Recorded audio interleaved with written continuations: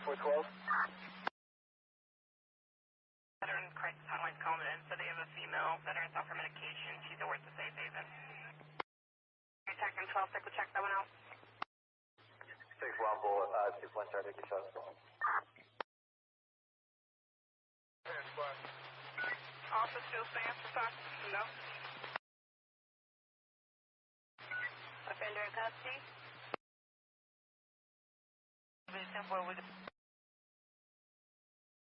Thanks. If anyone else close, might just see result, let me know.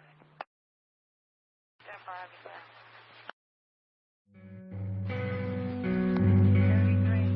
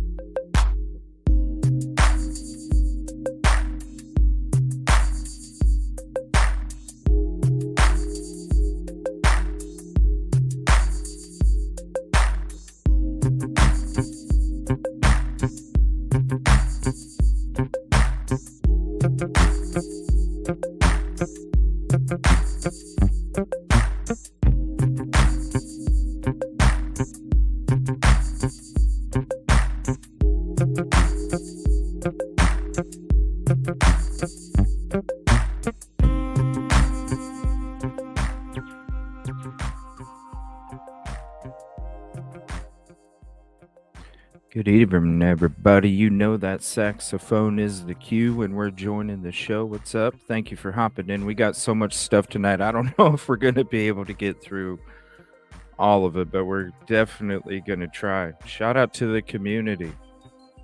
Got a lot of stuff. By the way, I want to say shout out to Murder Metal Mayhem. If you're not subscribed, I'm going to be joining his show Monday at 11 Eastern, 10 a.m. Central. Monday.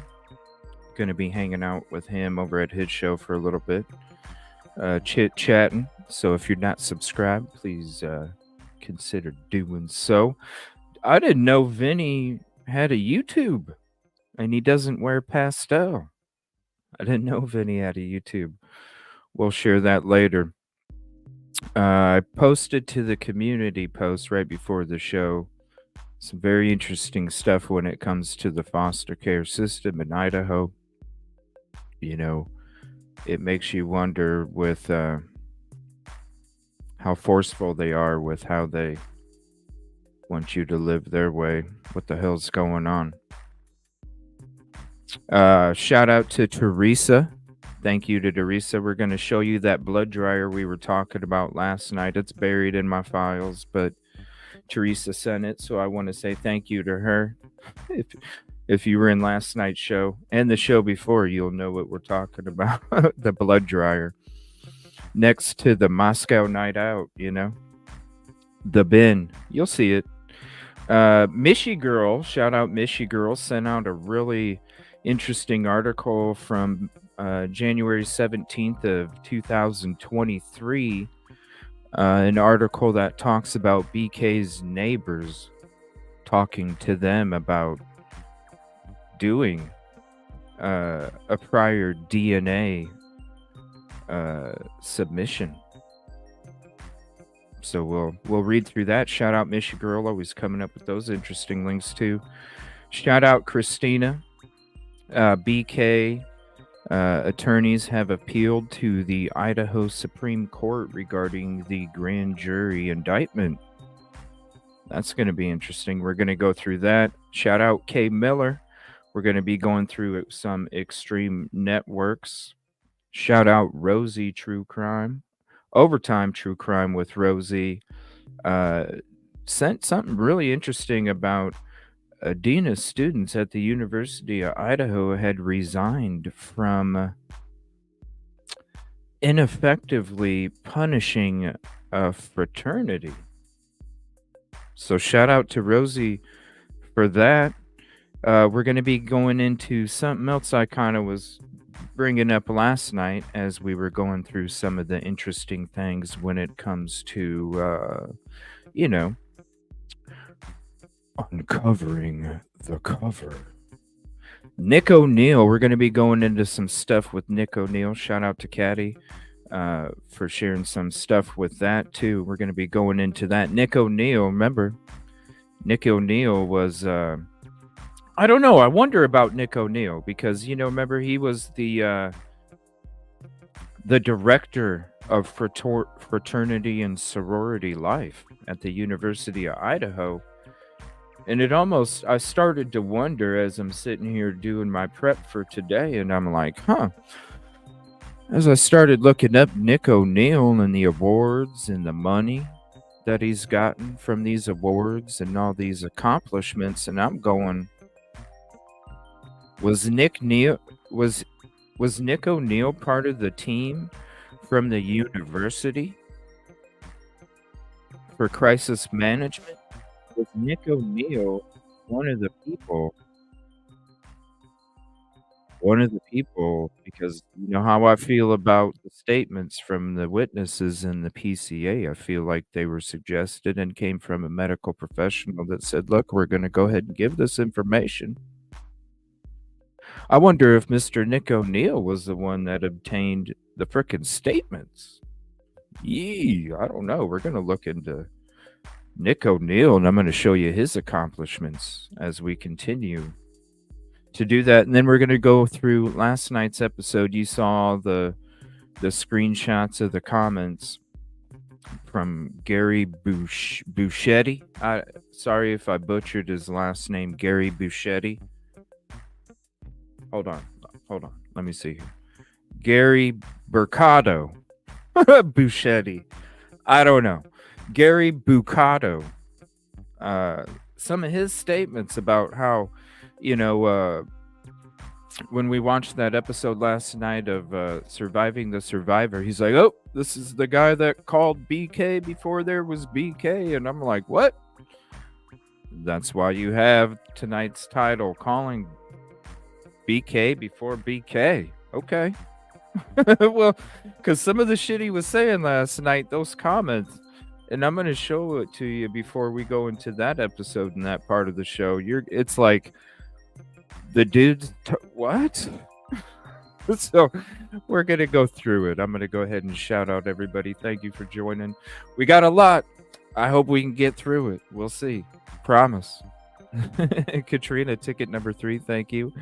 Caddy, ticket number 5. 49er Girl, ticket number 7. Thank you for hopping in. Diana, ticket number 7. You're connected at the soul tonight. There's Mishy Girl. Thank you so much. We'll be getting into that article here soon. Always love those articles that you send too. Yoli, ticket number 11. Thank you. Stacia, let me know if I pronounce it correctly. Ticket 12. Collateral Damage, ticket 13. I'm excited for you. Mama 5, what's up? What's up, Nico? How you doing tonight, buddy? Skittles, how are you? Randy, ticket 17. Thank you for hopping in. Skittles with the ticket 18. Thank you. Crystal, what's up? What's up? Katrina, Mama number 6 with the microphone. Ticket 18. Appreciate you, Melissa. What's up, everybody? Detective. Yeah, we got a lot. And this can, oof. I can't wait. We'll probably be going into Nick O'Neill on the next episode too. There's a lot, and this is what was interesting, and I'm going to show you guys this too. When I'm trying to look up information, some of these links sit there, and then it just times out, and it's like, this is not dial-up. This is not 2000. What the hell's going on with these links? Why are they not there? Why are they not there? Something's up. What's up, Creatrix? Thank you for hopping in. Michelle, how are you? I didn't know. I was like, Vinny's got a YouTube channel? Subscribe. His crazy ass. Maybe we can get Vinny on YouTube. Maybe me and Vinny can talk. Ooh, that would be fucking amazing if me and Vinny could sit down together one night and talk. Oh. Can you imagine? Or me and Jesse from Law and Crime. I would love to sit down, have a conversation with those two. Shit, let's have them both on at the same time, right? Together. Kid Kitty, ticket 2, Aaliyah 34. I'm down. Ticket 21, Dandy Patch. Thank you. I'm down for that. All right, give me 1 second. We'll do the switcheroo and then we'll get right into it here. First, we're going to show you the blood dryer. We'll be right back. Thank you for hopping in. Please hit the like if you haven't yet. And if you're new to the show, please consider and subscribing. Peace, positivity, and progress, baby. Let's do it.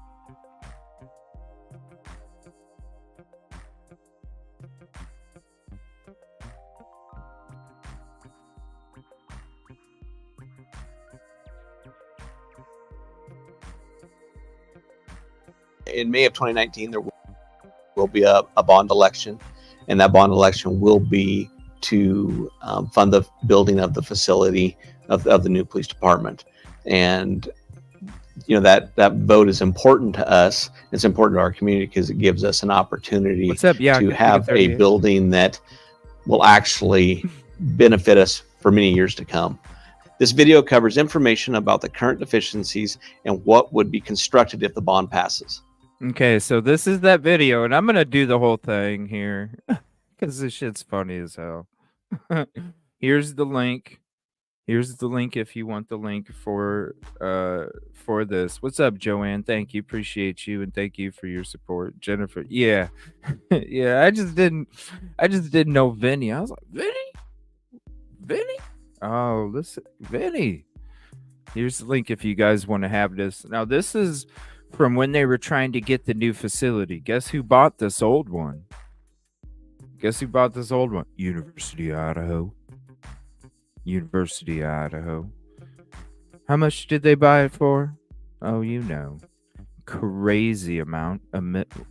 What was the figure at the end? Like 1.2 million or something? There's many reasons why we need a new police This station. little place. But we'll start with just the parking situation in the front of the police department. You know, as our officers pull into the police department, they're always having to back out to go to an emergency, which is never a safe thing to be doing. We've been in accidents. Trust me, you'll want to keep this because this is an oldie but goodie. Backing out of our parking spaces here. We're also set up on a cul-de-sac where officers have to back up, then go through the cul-de-sac, and then try to get out onto Washington Street, which is a heavily traffic area. Or they can take an alley. It's like we're watching an episode of that dude that we check out from time to time about, you know how he's like this real estate guy, and he's trying to like get houses for you, but every video he comes out, it's like the top 5 reasons why not to move to Idaho. It's like, what, bro? You're trying to sell houses, but you're like telling everybody like why they shouldn't move there. This is like telling everybody like, this is the top 15 reasons why this building is not good enough. And then it is sold for how much? Route to go to Fifth Street. But the problem no, I'm not going to Crime Con because it's on a boat. Forget that. what that is you have a lot of pedestrian traffic. Nope. We have people that work out at North Idaho Fitness, and they're doing outdoor running and stuff. So we're always in fear of hitting a pedestrian as we're coming through the alley. So it just slows our response time down. We have mirrors actually put up in the end of the alleyways to give us a better visual if anybody is walking down the sidewalk. Then just entering onto Fifth Street, with which they do. They have those in the alleys because I'm telling you right now, when you're down there at night, if you're going to the grub truck, you're walking around downtown, I'm telling you, those are some freaking dangerous alleys, yo.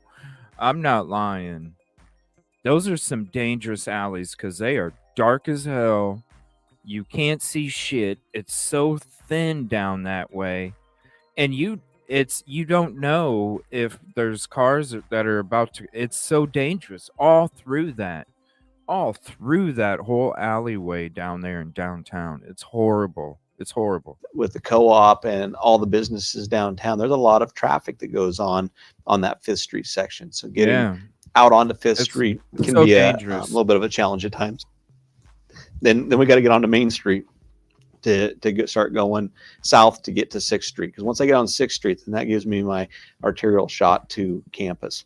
If the alley's blocked, then I have to back up again, and I have to come and try to get onto Washington. Then I'm taking the route onto 3rd Street and heading that way. We have options, but both of those options can be congested. As we're leaving here, we're always trying to get to a main arterial, whether that be D Street to go east, or 3rd Street or 6th Street. With having Washington be one of the main ones we have to get onto, with the traffic that happens at times on Washington, it does create a hazard to us. It creates a hazard to the community, but it also just slows down our response time. We still have, I think, very fast response times, but we need to look at what gives us the quickest, safest.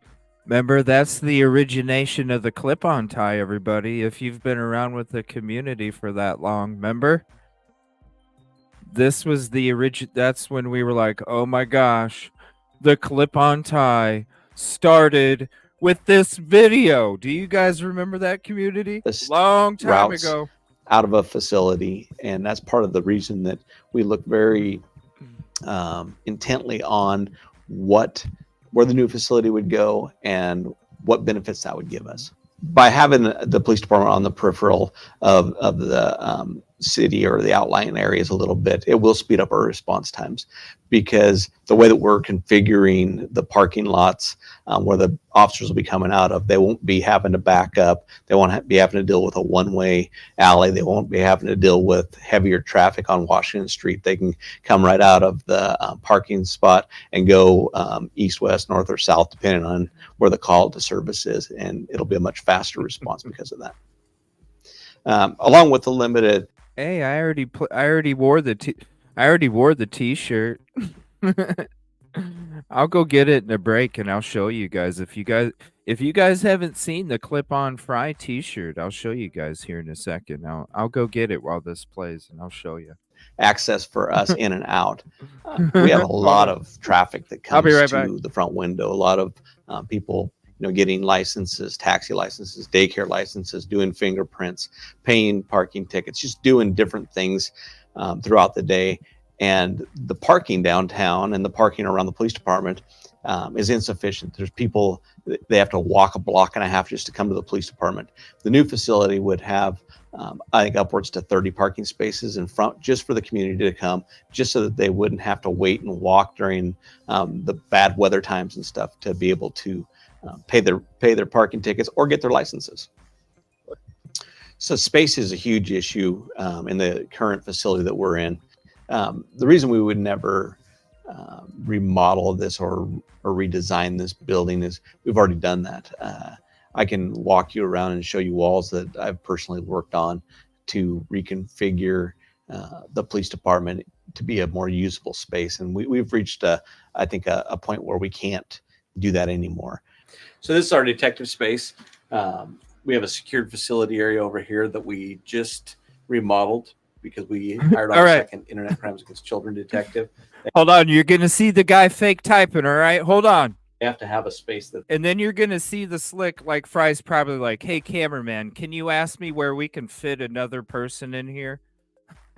Watch. They can actually lock up. So we built this wall here to give them an office space that meets their needs. Watch. We took out a wall here to open this space up so we could move our other detectives over into this area and give them the...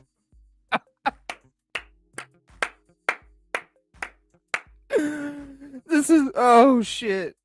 That's the same guy that was like, I run this, I run this, I run this, I run this. What else don't I run? In the promotion video.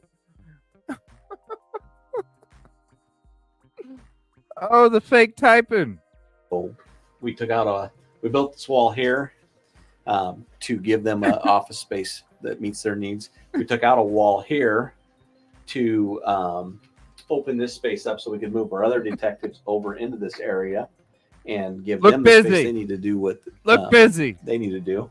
And then we moved our other detective over into the corner here so that she would have space to work. It's as bad as the fucking fire department putting a ladder up against their own fire department building.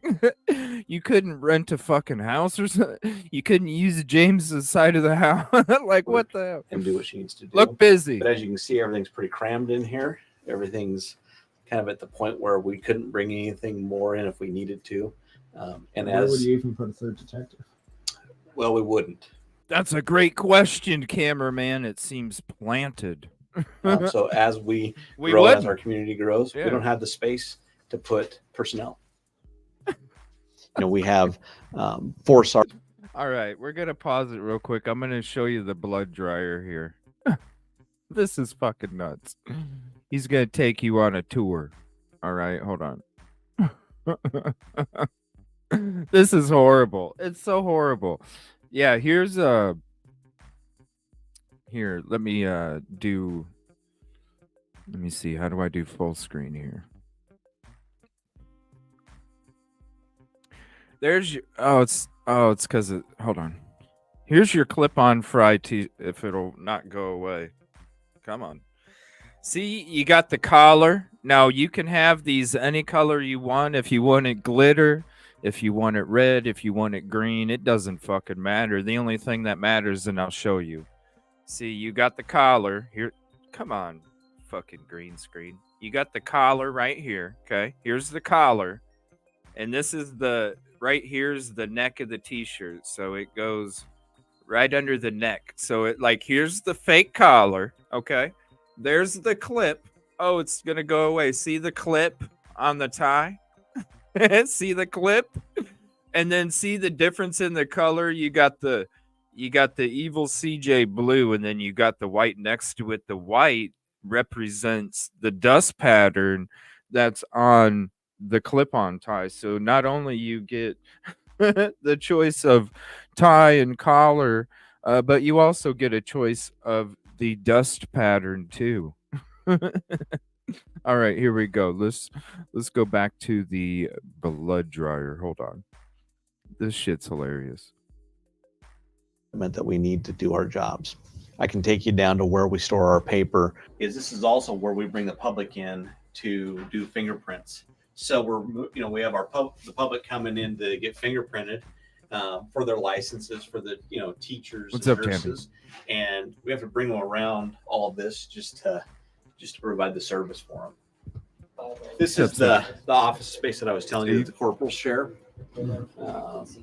They each have a cubby up on top of the desk, but that's all they get other than the two actual desk areas.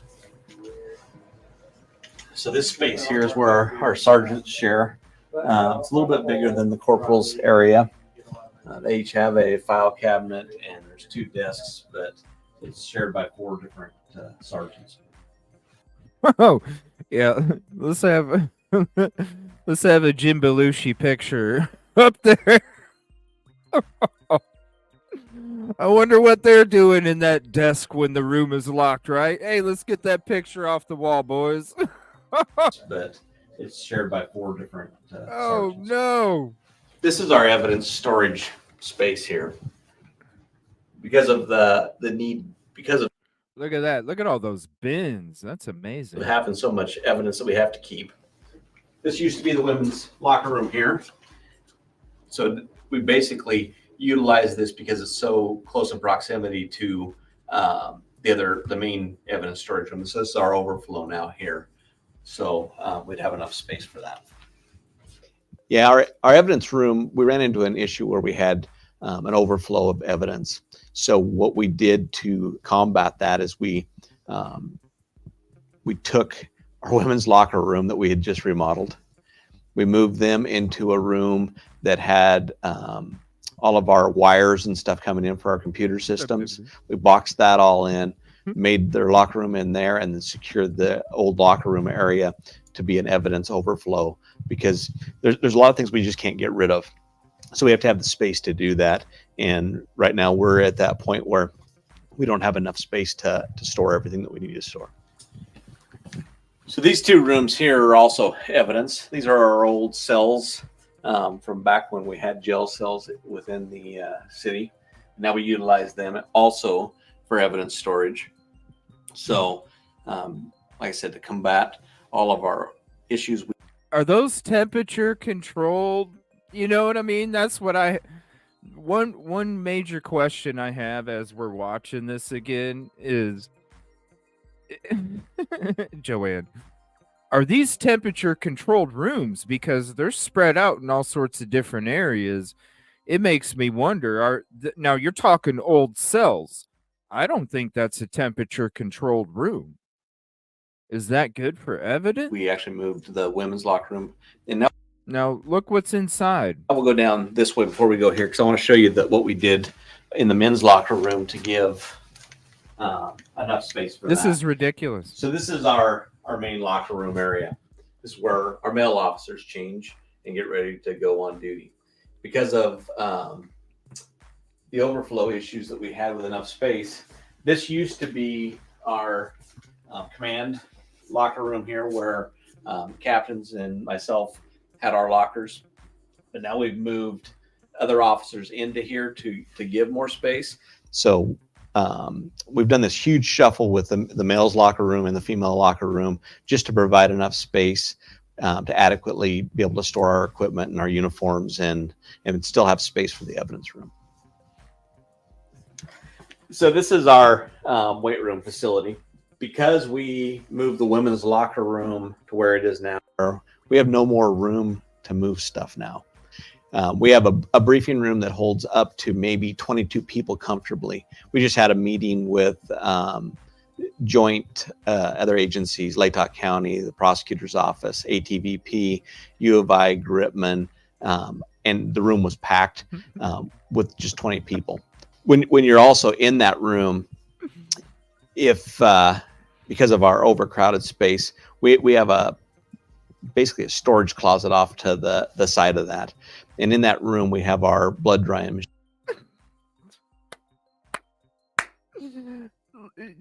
Oh my gosh.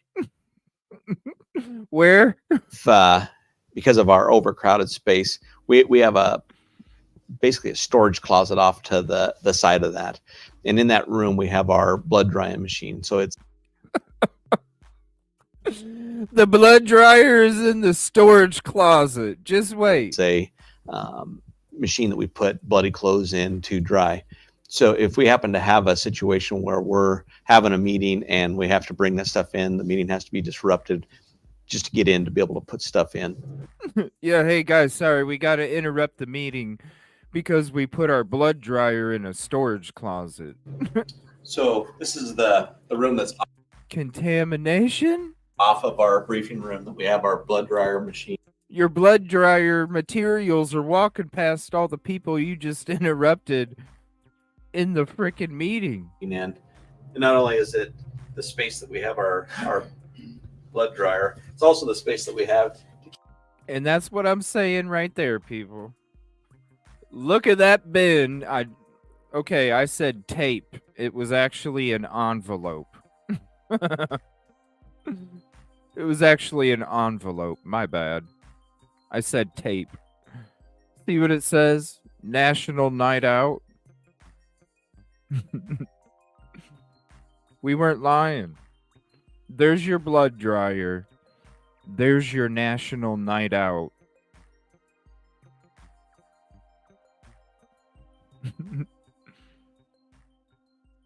There you go.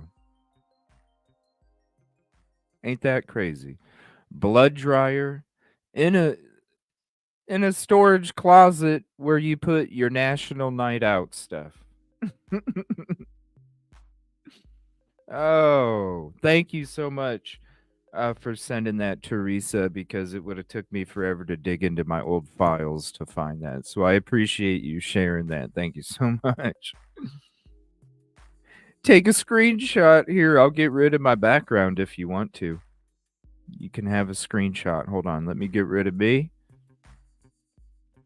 And let me get rid of this. There you go. Get a screenshot. Blood dryer. National Night Out. Boy. It makes you wonder about the DNA dirty glove even more, right? Makes you wonder about that DNA dirty glove even more. What's up, Typically Unique 54? Thank you. Appreciate you. Right? Hey, we got some bloody... Hey, sorry. They got to knock on the door and shit. They got to ask for permission. Yeah. Their blood dryer was in a storage closet. And look, they got a piece of cardboard in some tin foil to help keep it cooler. Wow. That's amazing. Look at that. That's an engineering fucking marvel right there. And then they got some more of that boot shine up there, boot and beckle shine up there in the top of it. All right, let me see here. We're going to get to this now. Shout out to Mishy Girl. It makes you wonder, the DNA dirty glove. It's like, is that okay? Where did this? How can people be this incompetent when it comes? This is your damn job. You learn this in the first day of your training, right? And so when you watch it, you're like, okay, is this like you know, when we talk about the twin brothers, Pullman and Moscow, is this what's, you know, do as I say, not as I do kind of shit? You know, I ran a housing development when I was 19, 20. I ran a housing development in a neighborhood. And when I was being trained on how to run the housing development for the construction company, the guy that I was learning from always fucking told me, do as I say, not as I do. I'm like, all right, bro. Right? We're good. We're good. We're good. Because I'm about doing it the right way anyway. So even though you want to cut corners, I think about the customers. You know what I'm saying? I don't give a fuck. I ain't going to do what you do anyway. I'm going to learn what not to do, right? That's how I looked at it. Gave me great advice too. Because when I was digging into a foundation one day and I had to do some waterproofing on a foundation. You got to dig like 5-6 feet down, and then you got to put tar all around it, slap tar on. And I lost my balance, and my whole ass and my back slammed into the fucking tar. And I was like, shit, it was right before lunchtime. And I rode with him out to the job site, and he's like, you ain't getting in my fucking truck for lunch. I'm like, fuck. He goes, I'm going to give you some advice, son. I said, what's up? He said, adapt and overcome. So I went and I got some Tyvek paper from the side of the house, and I laid down on it real quick, and then I hopped in his truck, and I'm like, we're good to go. Oh, and we went and we got some lunch. He started laughing his ass off. He's like, that's what I'm talking about, man. Adapt and overcome. When you come up to an obstacle, don't sit there and go, huh? You got to figure out. Let's go. So we're going to switch to this. Shout out Michi Girl.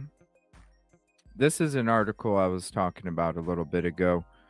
When it came to the January 17th, 2023. And it was an interesting article. Koberger told neighbor of prior DNA test, raising questions about how police found him.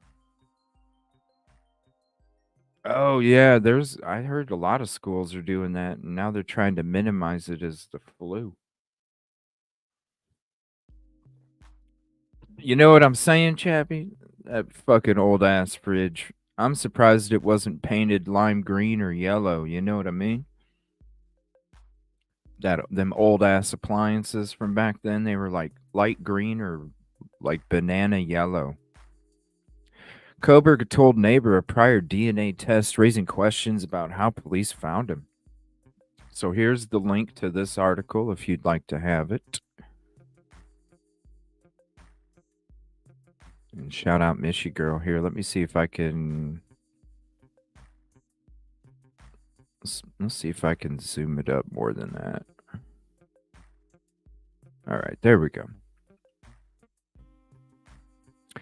Pullman, Brian Koberger told a fellow Washington State University graduate living in the same on-campus housing complex that he submitted his DNA for consumer genetic testing to explore his ancestry. The neighbor told the Idaho Statesman. Koberger, 28, was a PhD student in WSU's Criminal Justice and Criminology Department.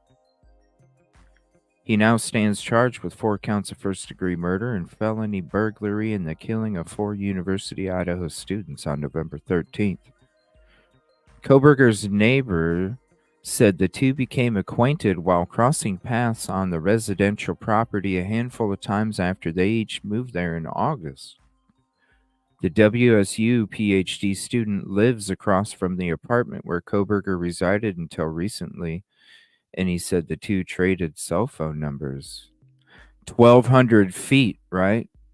This person lives 1,200 feet from Koberger, not Eric. And they even exchanged cell phone numbers. In their longest interaction on the first Friday night of the fall semester, they spent about an hour chatting, the man said.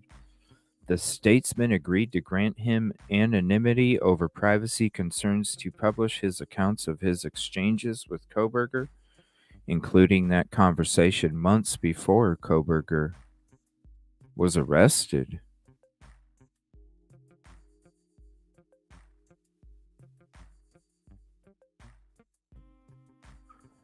What?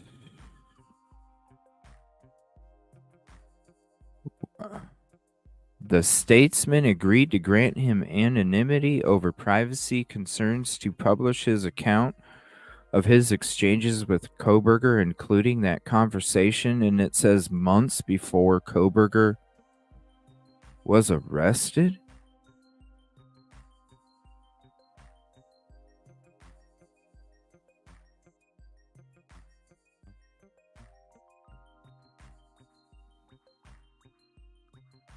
Why would you approach the statesman? Why would you approach the statesman saying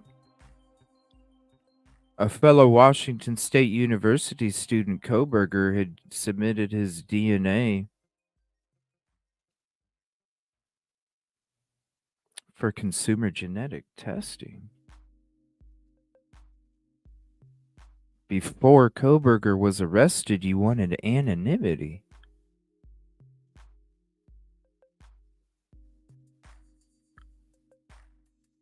What? The August evening, the two grad students ran into each other in the large housing complex's parking lot next to their buildings. The man said during an interview at his apartment. Koberger was then asked him if he wanted to walk and talk, and he said the two got to know each other a little while taking laps around the asphalt parking area. During their conversation, Koberger asked his neighbor, who is not from the U.S., whether he could identify Koberger's ancestral background. The man said the neighbor said he guessed Italy before Koberger stated that he was of German descent.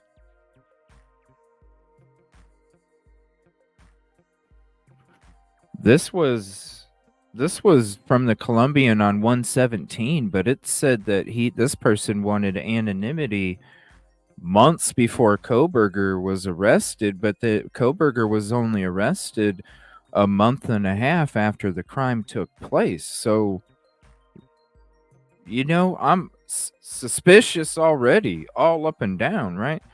He talked about his ancestors. The 30-year-old neighbor said he had some sort of DNA test. I don't know how he got to that point. It was just interesting to him.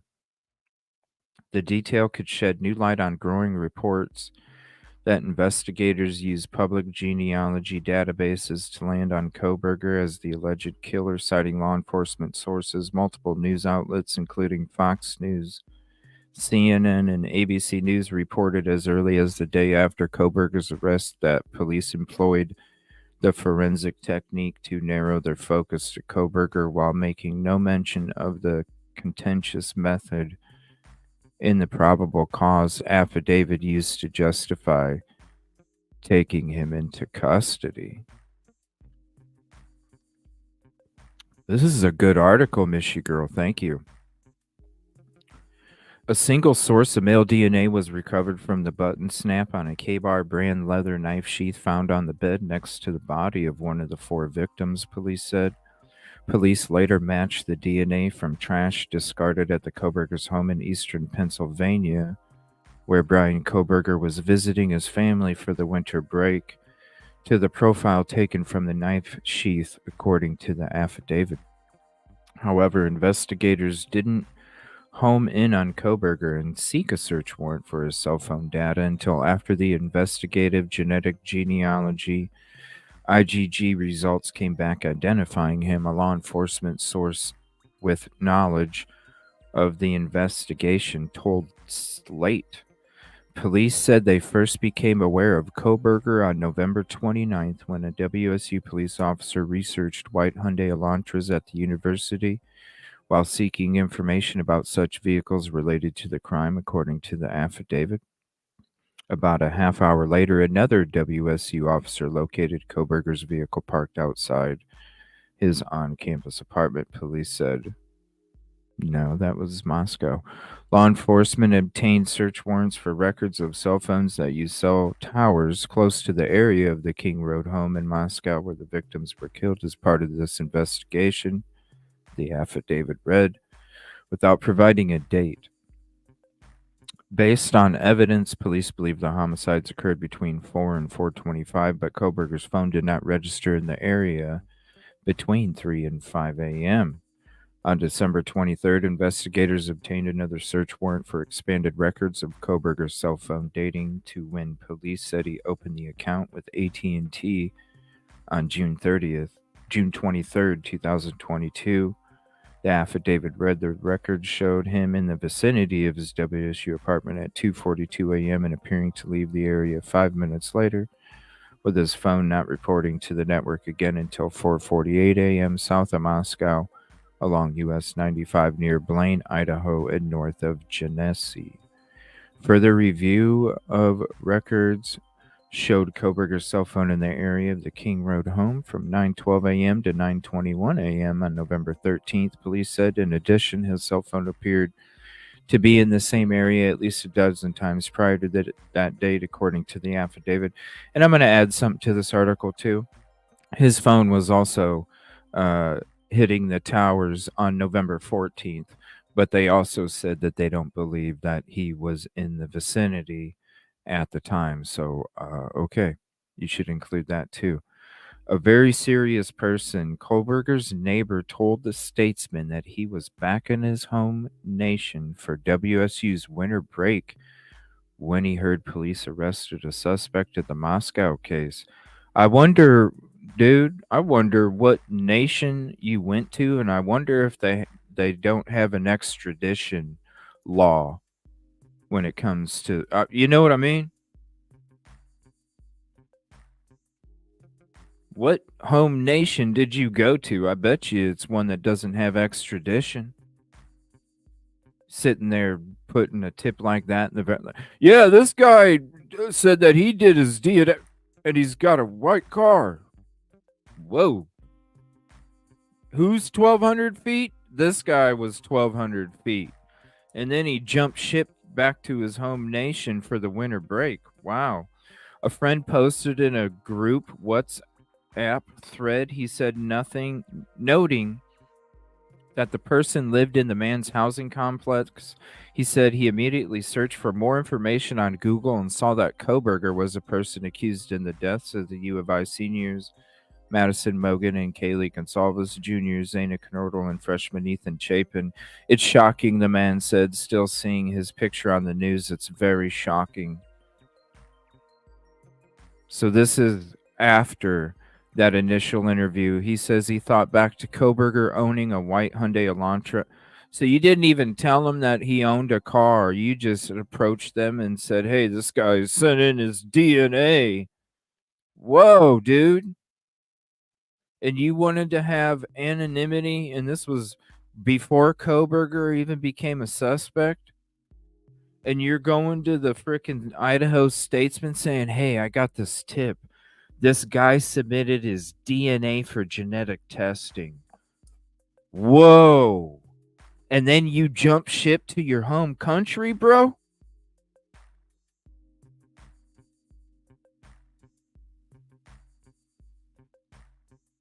He thought back to Koberger owning a white Hyundai Elantra that he parked in the lot where they walked together several months earlier. Moscow police were seeking information about anyone driving such a vehicle after they obtained video from the early morning hours of November 13th that showed a white sedan in the area of King Road homicides. The last time he saw Koberger, the man said, was either the last week of November or first week of December, 2 or 3 weeks after the incident, roughly 9 miles away, which quickly drew national attention to the region. The neighbors said they greeted each other in passing, and he didn't notice or remember anything different about Koberger from that short interaction. But you guys exchanged cell phone numbers. You guys had an hour-long conversation. Excuse me. You guys had an hour-long conversation before he was even arrested. And then a couple weeks after, you're recalling about the white car, and you're recalling that, okay, after the crime, we just had a short interaction. But you exchanged cell phone numbers. But you told that a long time ago, don't tell him who I am. But this guy, he submitted his DNA to find out his ancestry. He jogged his memory with the Statesman on Sunday, recalling his walk with Koberger in August. So this was in August. See, this was in August when they had this talk for an hour long. And you went to the Idaho Statesman before he was even arrested and said, I don't want you to use my name. And then you go to your home country during the break, right when they told all the students to go home. He jogged his memory, recalling his walk with Koberger in August. What he said was his only substantive conversation with his neighbor. Their other exchanges entailed the two students just saying hello and Koberger suggesting they go on a hike together sometime. As they strolled the complex's parking lot at the end of the fall semester's first week of classes, they talked over the sounds in the area of the college students socializing. He said, many people here were partying and you could hear it all over the city, the neighbor said. He said he was not into partying. He said they're wasting their time. Something. Wasting their time. That sounds like an incel comment to me. Many people here were partying and you could hear it all over. He said, I'm not into partying. They're wasting their time.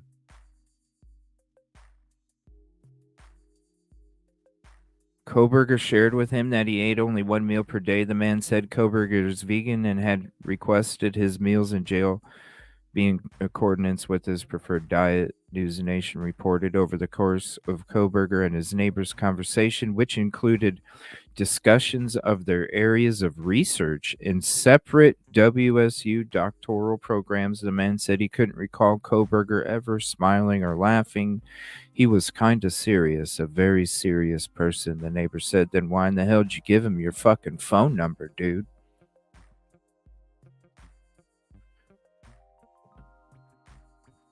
Investigators also appear interested in the man's recollections of Koberger. Detectives with the Moscow Police Department last week contacted him about their relationship, he said, after they found his cell phone number in Koberger's phone.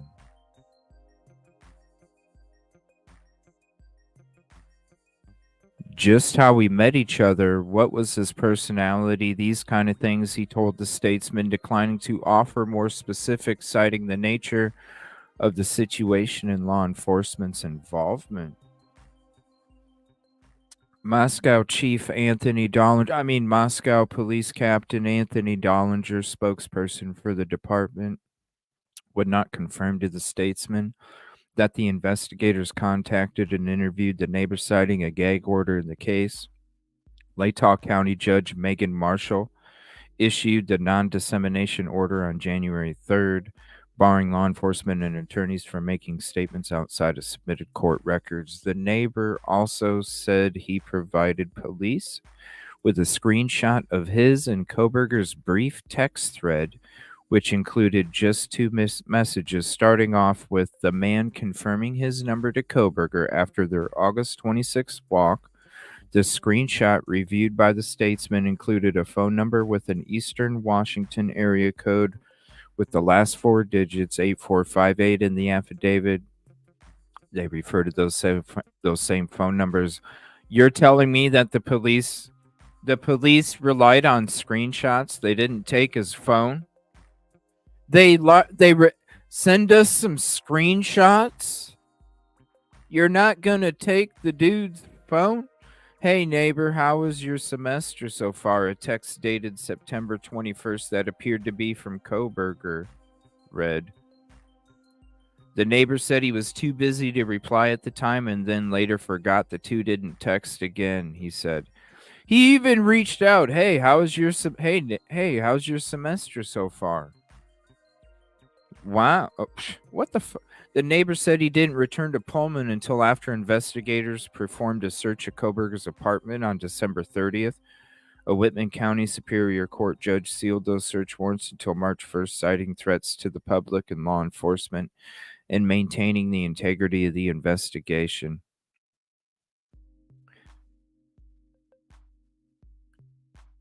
Other neighbors recall night owl mention of homicides on Sunday when a statesman reported visitor Koberger's apartment building. Nearby tenants were mostly reluctant to answer questions.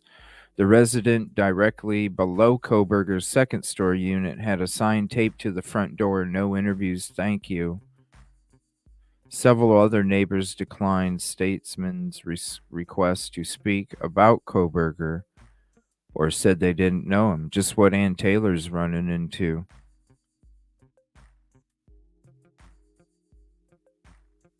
Angela Alvarez, the WSU senior psychology major, lives with her family in the other first floor unit in Koberger's building, but said she was unavailable to talk. She had previously told the Daily Beast that Koberger was a night owl who generally kept to himself. He was frequently gone, Alvarez said, and she'd rarely see him before midnight. He would usually park his white Elantra right in front of her unit, she said. I always see his headlights flash in front of my windows. The parking space was one of the few vacant in front of the building. He brought it up in conversation, asked if I'd heard about the murders, which I did, the man said, and then he said, "It seems like they have no leads. It seems like it was a crime of passion." Damn, that was a great article. And I'm going to show you. Let me see.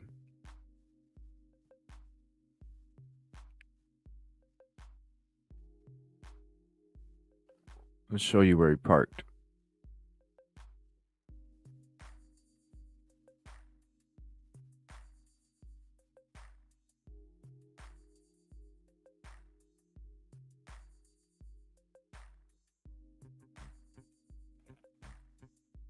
So, all these notifications. And I'll get to your comments here in a second. Sorry, that was a long article.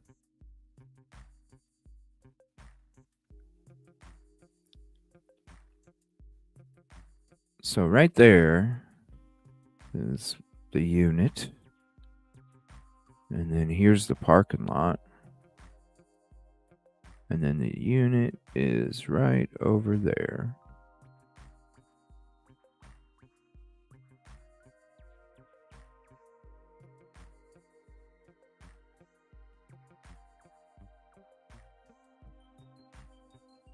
There's some more crime scene photos.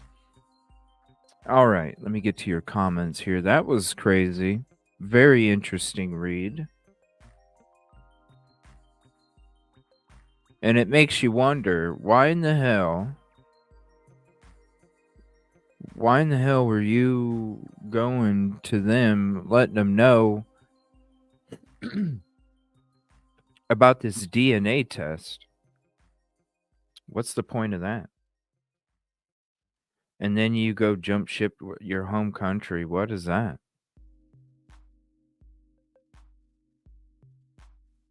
It might be. What's up, SM? Right? It's something. Screenshots. Hey, send us some screenshots. Is that, oh my gosh, is that where that photo came from Amy that works at the gas station that took a photo of that car? Send us a screenshot. Did the LE say send us a screenshot? She didn't send it to Bob, her boss. She sent it to Fry. Send us a screenshot. What's up, Amy? Send us a screenshot. What the hell, man? Hey, it don't surprise me, though. You guys saw their evidence locker that sits next to the night out bin. With that fancy tinfoil. This is crazy. Listen in from jail. What's up, Silky? Invite to a pool party. It's his number, was it? Yeah. Right after. That's crazy. What's up, Floral Oak? Ticket 60. I did see that right after. I was like, what? And then he came forward right in the beginning, too. It almost makes you wonder if... What's up, Leslie Billy? Ticket 63. It almost makes you wonder if it was right from the get-go, dude was putting it out there about him.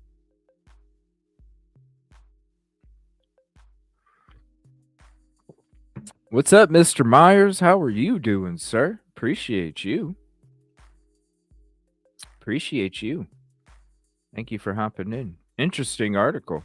Put out a vid today pointing out that LE had BK on their radar. Proof of yeah, they had to have. This is, I mean, look at this article. Look at this article. They contacted him about his phone number being in Koberger's phone. So they had to have gotten the phone records before. Right? Ticket 59, Mr. Myers. Thank you. Who is the neighbor? Where'd he go back home?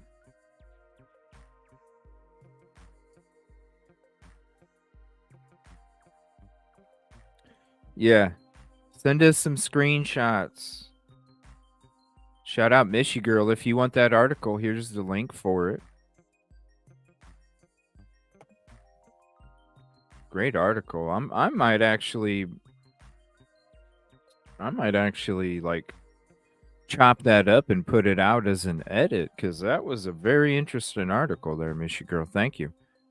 All right, we're going to go to something else here. This is from Christina Rain. Put a tweet on Twitter or X, however you want to put it. Added the community, and it says from Kevin Fixler here. Here, let me share Christina's link instead of his, because you get both of them. You get Christina's shout out and you get the gentleman, the Kevin Fixler. He was in the show that we watched last night, Surviving the Survivor. We're going to be going into that here in a little bit. There's just a bunch of other stuff I want to get into with you guys before we get into that part, because there's so much stuff tonight. I appreciate you hopping in. Please hit the like if you haven't yet. It is the free way.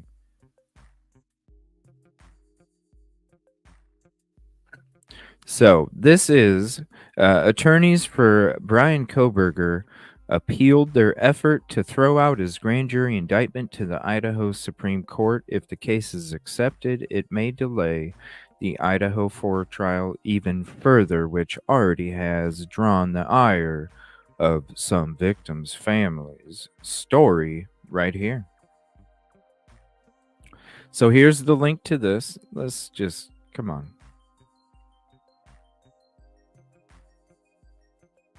So here's this article, and I'll share that with you as well. Another Idaho statesman.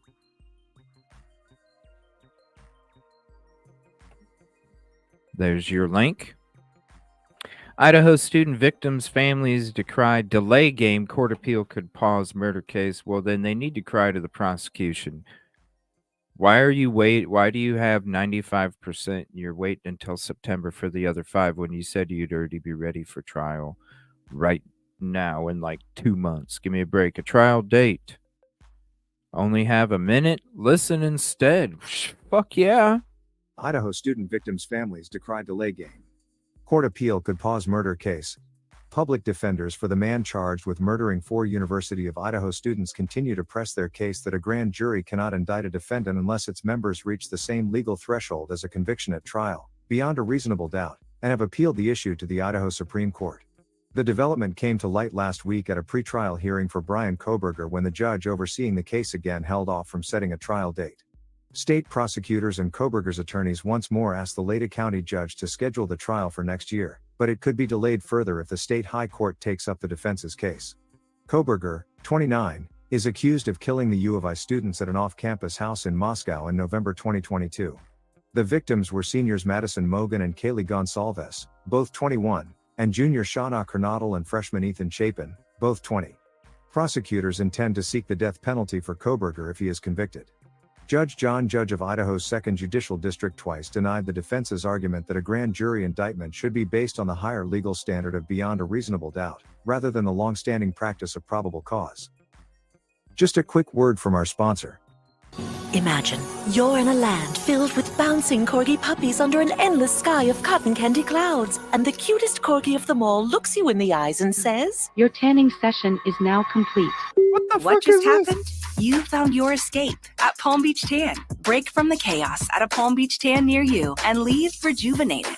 Take time for yourself at Palm Beach Tan and take that feeling with you wherever you go. This week, $1 sunbed tan. Oh my God.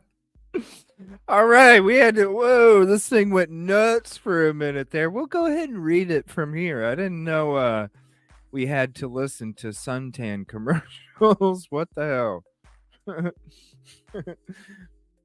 Judge John Judge of Idaho's 2nd Judicial District twice denied the defendant's argument that a grand jury indictment should be based on the higher legal standard of beyond a reasonable doubt rather than long-standing the practice of probable cause. During 3 days of proceedings in May, the 16 grand jurors unanimously indicted Koberger on 5 felony charges, including 4 counts of first-degree murder, according to court records.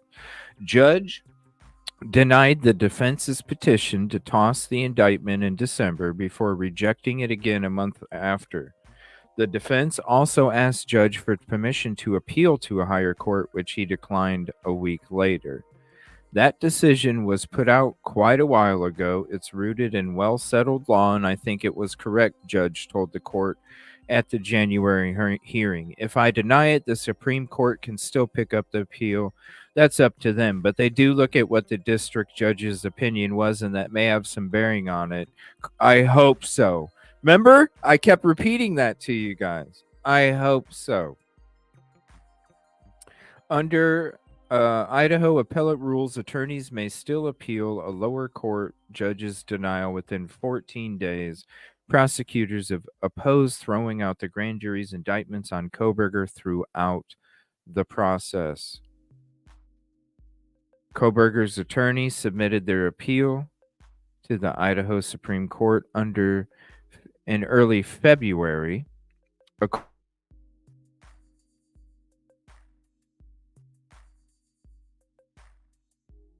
Objection February 20th, also under seal, meaning the public is not entitled to review their contents. Edwina Elcox, a Boise-based criminal defense attorney, said such appeal is rarely filed, in part because their chance of succeeding is slim to none. The grand jury legal threshold argument was novel in the trial court, but raising it to the appellate level is an entirely different matter.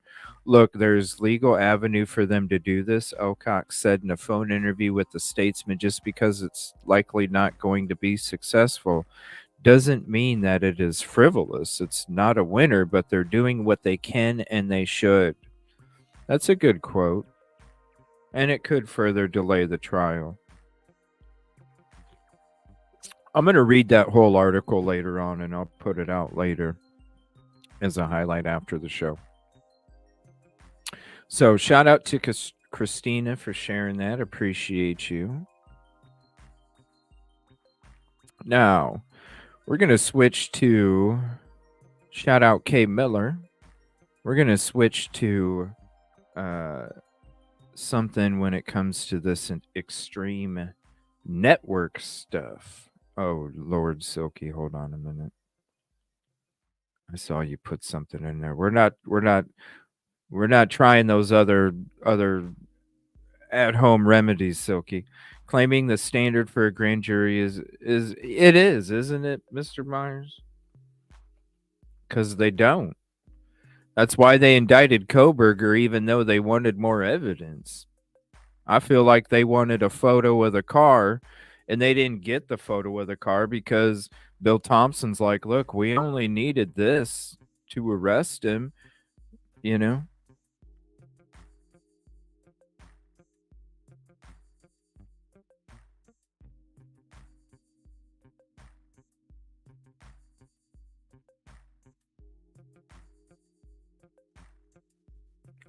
Something went weird with StreamYard there. But all they had to say when it came to that photo is they wanted another photo. Guess what? We didn't need this to arrest him. You don't need it to indict him. So they don't. It was nitwittery, as you say, Mr. Myers, 100%. No, don't try Ozempic, or however you pronounce that shit. Ozempic. Don't try it. I don't know what it is. Don't try it. No need to pay for a tan in Palm Beach, that's for sure.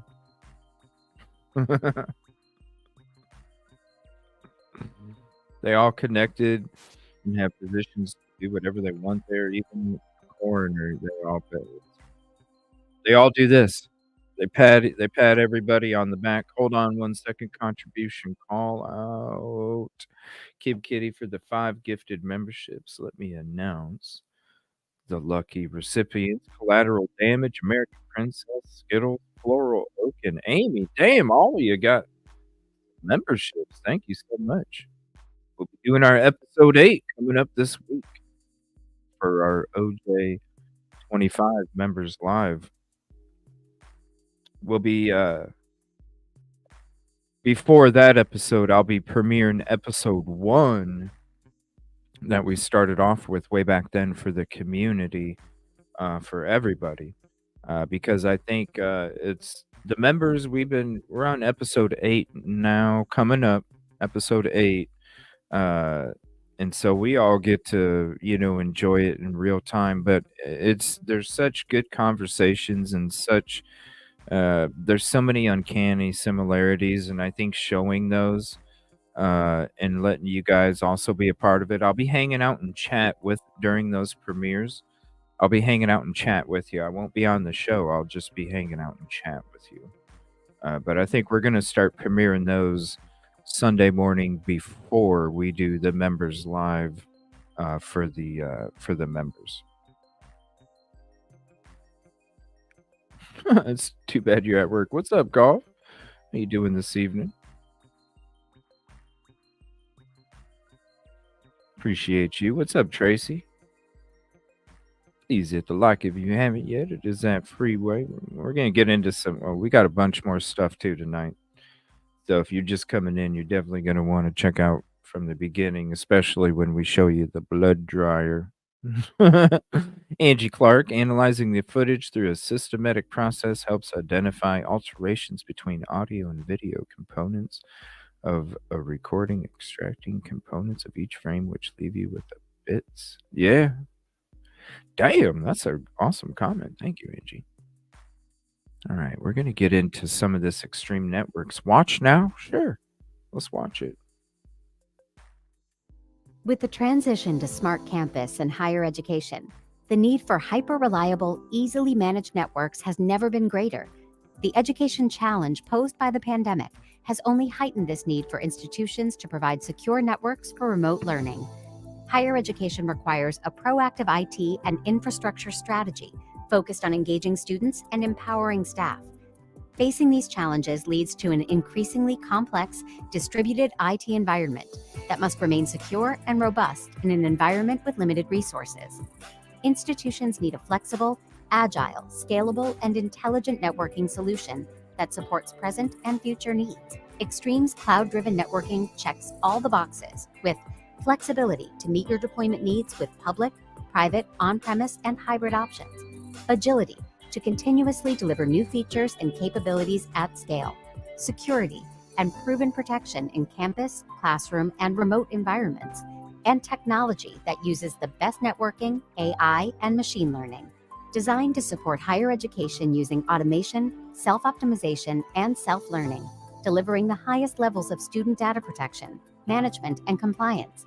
The Cloud Management Dashboard provides real-time insight into your students, staff, BYOD and IoT devices, and education applications to deliver better experiences.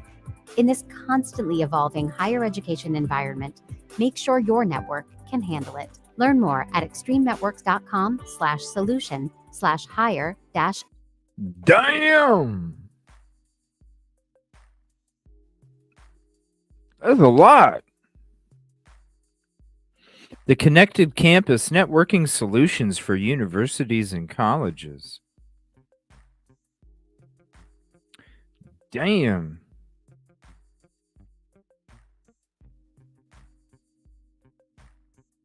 Secrets.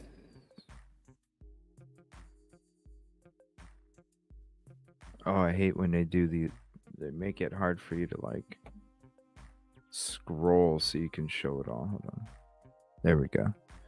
A network for modern learning. Prime the campus network for the best user experience with a flexible network with automation, data analytics, machine learning, and powerful cloud management. Free IT staff to truly support users across the network, whether they are instructors administrating LMS or students submitting an assignment. Relevant, affordable training on cutting. Okay, now when I'm reading all this, I'm sitting there going, how in the hell? When they talk about somebody connecting to the home's network, when you're talking about somebody parking in the back of the property, connecting to their home's network, don't you think somebody that is going to work here is going to be like, no, guys, this is how we make sure that nobody can get into our network? Right?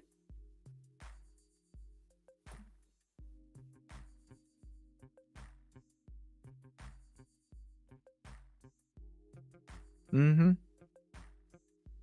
Yeah.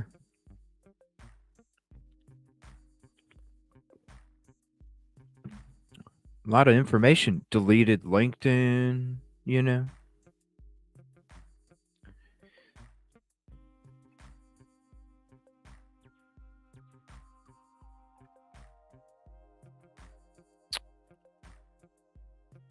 Who's Cameron Clark?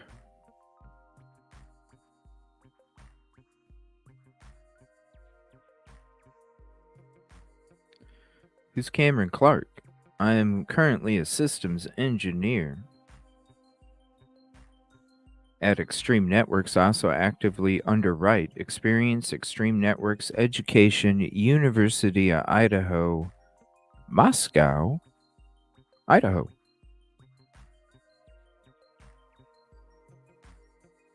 There's the link to that if you want it. Whoops, there's the YouTube one. Yeah, that's where Kaylee was going to work, everybody. Not just that they have a search warrant. That's where Kaylee was going to work. Extreme Networks. But look at this. Look at this.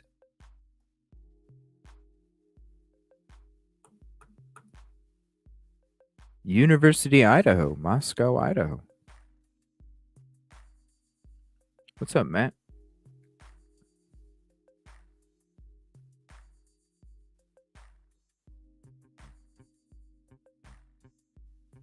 $100%, Matt. But I'm just saying, if you know that shit, I think you could lock down your own home network. You know what I mean? That's what I'm saying. If you know that shit, I think you could lock down your home network. Right, right?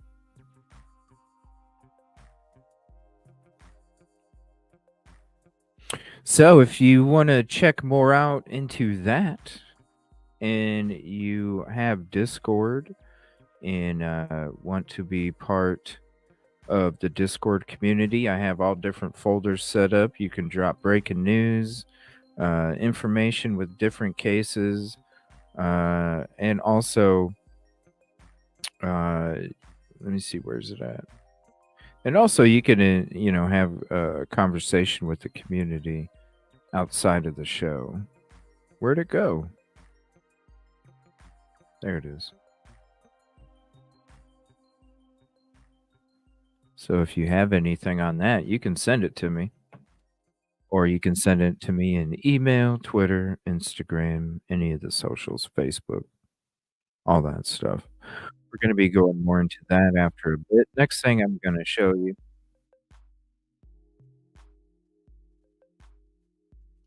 is I'm going to say shout out Rosie, True Crime Overtime with Rosie. If you're not subscribed, I drop her link in chat. And she dropped this in the Idaho 4 info drop folder that we have. And I thought this was interesting. And shout out K Miller for the Extreme Network stuff too. There's that.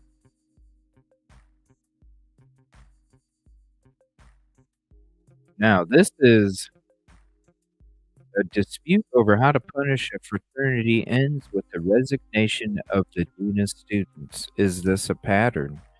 This was March 5th, 2015. Now, this isn't the current dean of students of the University of Idaho, Jimmy Neutron. It's not Jimmy Neutron. This is before. This is before. So, when it comes to punishing the fraternities, now remember, this goes into everything that we've been talking about uncovering the cover. Trying to keep the bad calls at a minimum, the funding at a maximum, right? Switching things from an OD to heat exhaustion or dehydration. Trying to keep it quiet so that way your frat doesn't get in trouble. Nobody in the household gets in trouble. You pat me on the back, I pat you on the back, and that's how it goes from all the way down to all the way up. Now, it sounds like some shit was getting out of control back then.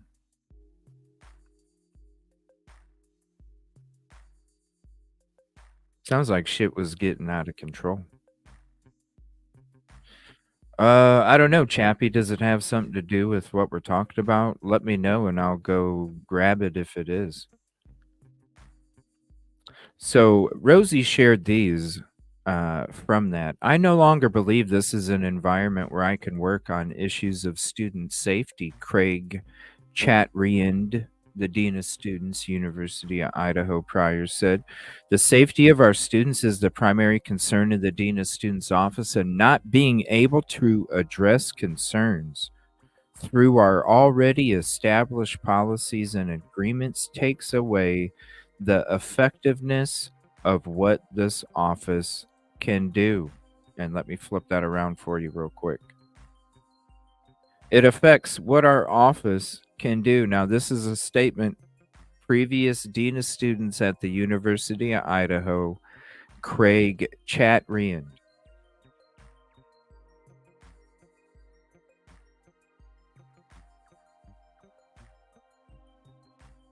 Craig Chatriand. Now, he's upset because he's not able to police like what he's supposed to do according to policies. Hey, this is in the rule book, University, Mr. Green. What's going on? Well, when Clemson previously discussed a ban of fraternity and sorority social activities in 2010, Greek alumni emailed the university saying such a suspension would jeopardize donations to the university.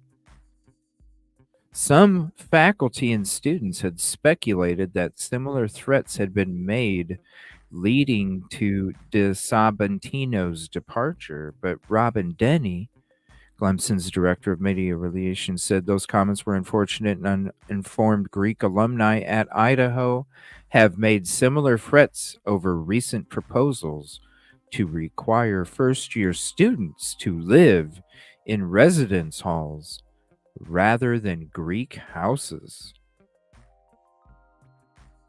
So if you'd like to hear more, or I should say read more about it, here's the link for that. What the hell? It's in the article. This is all so fucking, see what I'm saying? Uncovering the cover, people. Doc, we need to get you on for a night. So I got my phone. We can screen share. I got my phone. Whatever, man. Let me know. We need to schedule a night or a day where it's just us chatting for a few hours. Isn't that shit crazy, though? I no longer believe in this environment where I could work, not being able to address concerns through already established policies and agreements.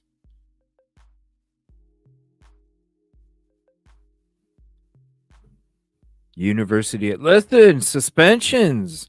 It can affect donations, Mr. Green. It can affect donations, Mr. Green. Okay. Does all this stuff that I'm saying make sense to you guys from like a couple days ago when I'm like, look, it's the pat on the back. It's the Mr. Green not having any kind of documentation, but remember in the very beginning when I first came across that one video that sparked all this, I was sitting there saying right in the beginning, it's like Green and the frats and sororities have this pat your back deal where it's like you keep the bad shit down and we keep the funding up, baby. We keep the funding up. And each episode that we go into, this shit needs to be its own playlist, because as each episode we get into, we're opening up even more. We're not even really discussing a lot of the stuff that we already discussed that we opened up, because we keep opening up even more. Shout out to the community freeze. Thank you. I appreciate. I'm loving this Discord stuff that we set up for information from everybody, and I think it's being very effective, and I'm loving it. I don't know about the Reddit account crimes. I know about the OnlyFans stuff like that, but I don't know about Reddit. BK's Reddit. Yeah, BK. What? There's I'll have to check it out in the morning or something. Because I always thought it was BK's Reddit. I don't know. Right?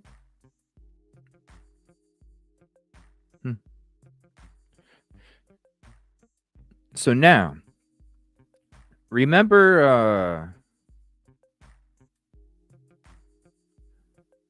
yesterday when we were kind of going into some of the stuff as we were uncovering the cover, we came across the University of Idaho's Director of Fraternity and Sorority Life, Mr. Nick O'Neill.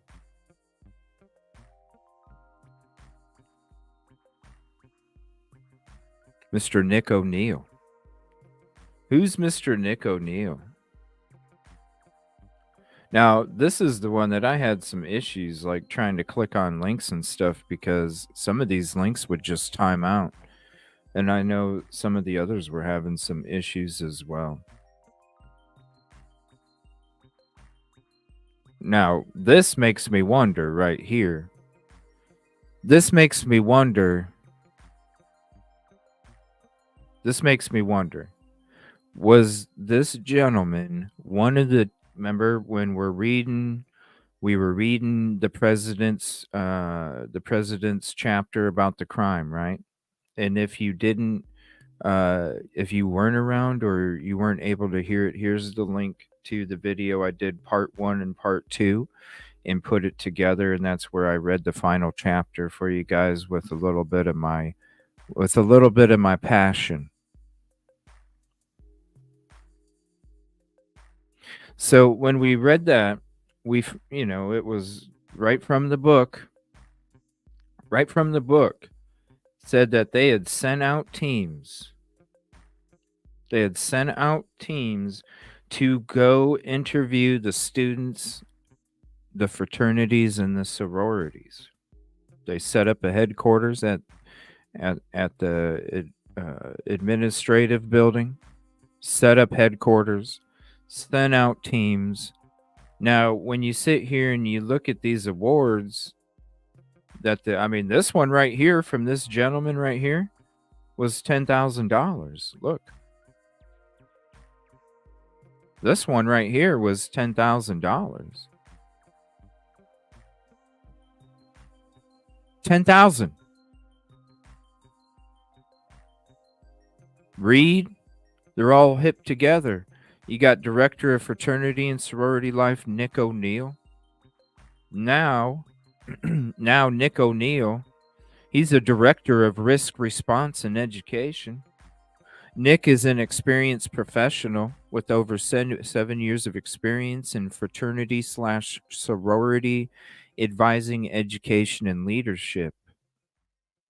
Prior to joining staff at Delta Tau Delta, Nick served as the Director of Fraternity and Sorority Life at the University of Idaho. Is it not rank up Moscow for not only the PD, for not only the firefighters, for not only the EMS, but for everybody that's the chief going for sheriff, everybody that's involved?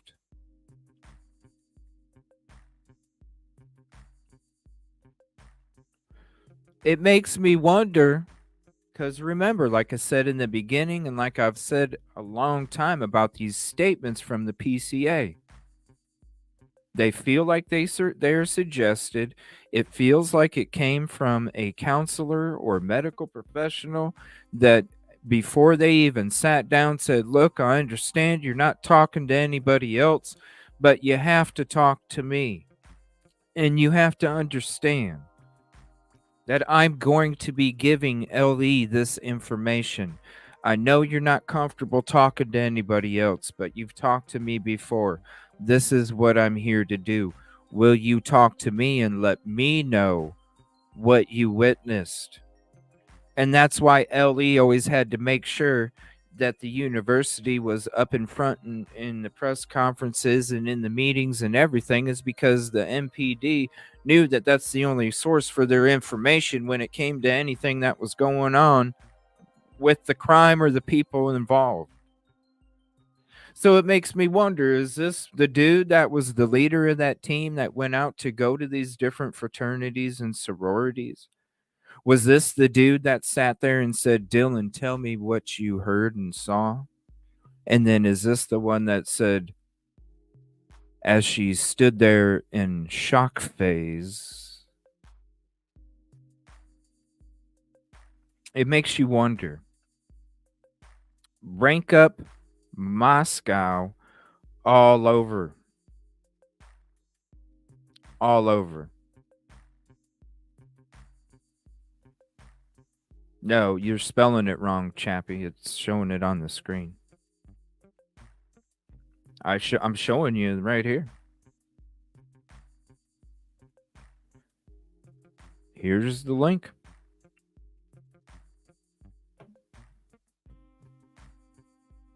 There you go. It goes into the background and everything. Nick received his bachelor's degree in communicative sciences and disorders from the University of Montana and his master's degree in counseling and student affairs from Northern Arizona University. In his free time, Nick enjoys traveling with family, friends, hiking, and volunteering in the broader country. The Director of Risk Response and Education. What a rank up. Delta Tau Delta. You can even send a gift in monetary value. There you go.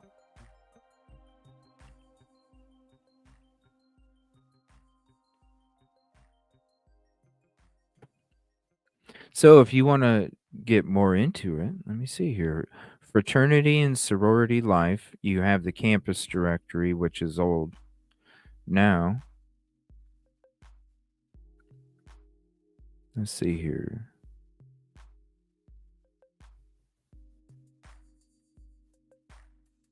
Here's some staff awards.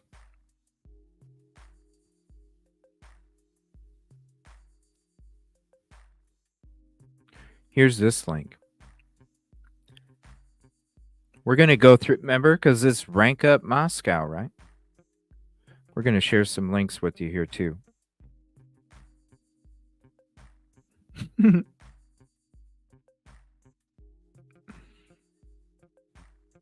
It's crazy, everybody. Look at this. Just take a look at some of these faces.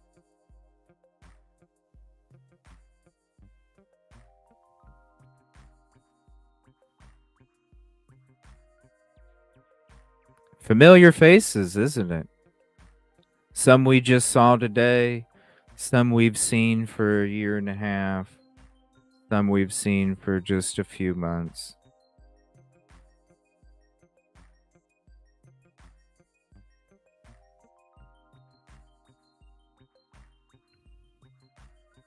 Again, the man of the hour, Nick O'Neill.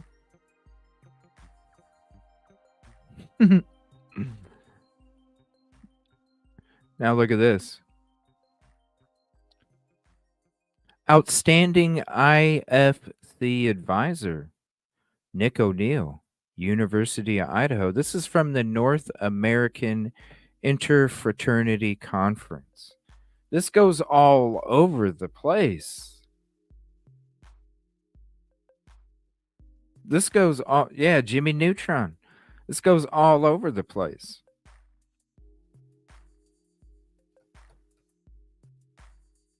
There was a Nick named in the Instagram list of first names of volunteers at the MVFD.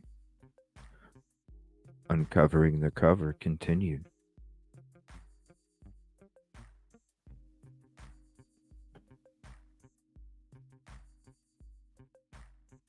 Again.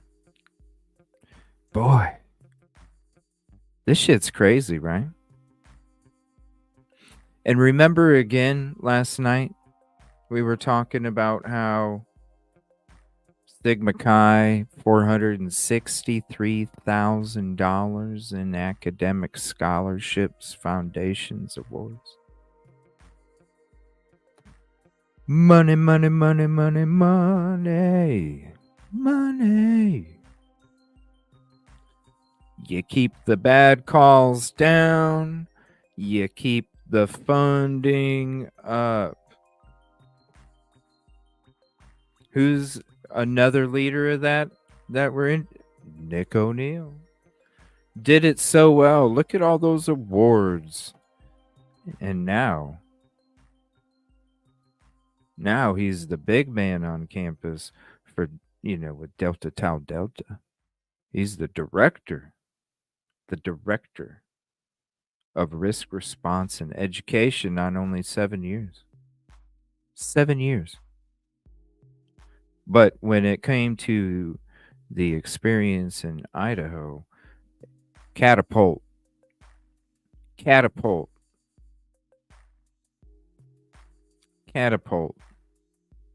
What's up, Hope? How you doing? Trust me, if you all are just joining, you definitely want to go back to the beginning of the show, because just like these other ones, we're just going through it. We've been on an hour and 40, and we just said hello for a few. They're all in this. I'm telling you, And as we get deeper into it, I'm serious. I need to make this a playlist because every episode we're doing, it's just. So you look at all like I said, there's not only one shady president in Moscow. You got the president of Sigma Chi, shady as hell. You see all these people, and this is why I'm asking, like I should probably make a playlist because you really need to go through each episode because really you see all these awards, you see all these rankings, you see how it's not this whole time we thought it was just MPD. This whole time we thought it was just MPD. And here, as we've been uncovering the cover the last almost a week, we're starting to see it's not just MPD. This is anybody that has a position of authority in that area. Period. I think when we watched that episode back then, when Rosendahl said in the recruitment video for MPD that if you want to rank up quickly, you can rank up in Moscow a lot quicker than other agencies, I think he let the cat out of the bag. I think he should have kept his mouth shut right there, because when we start exploring that and we start thinking that as a possibility, look what the hell happened. All of a sudden, I see this video come across my TV as I'm doing notes. And when I see it, I look up there and I see it pop up, and I said, wait a minute, what the hell is this? I said, wait a minute, what the hell is this? So, Rosendahl, if you didn't put the idea in my head about there being some kind of rank up fucking come to Moscow, I would have that tile would have never even entered into my mind if I looked up and saw that. But unfortunately, that tile did enter into my mind with all the other ones, and I said, holy shit, we need to start looking into this. Oh, 100% over there. And who knows how to follow along and who don't. In a couple episodes ago, when we went through the volunteer requirements and what they like, even how they dismiss you. If you are not doing what they want you to do, they even tell you how they're going to dismiss you. I need to make a playlist out of this series because there's so much to it. There's so much to it. All because of this video. What the fuck? What? Hold on. Let me look into this. Wait a minute.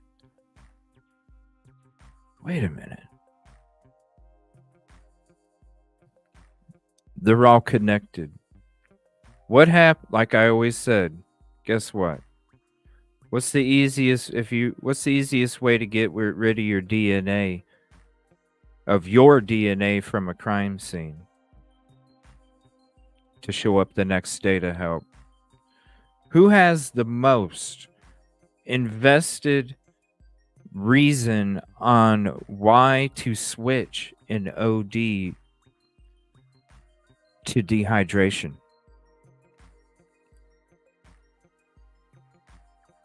Who has most invested interest to influence others?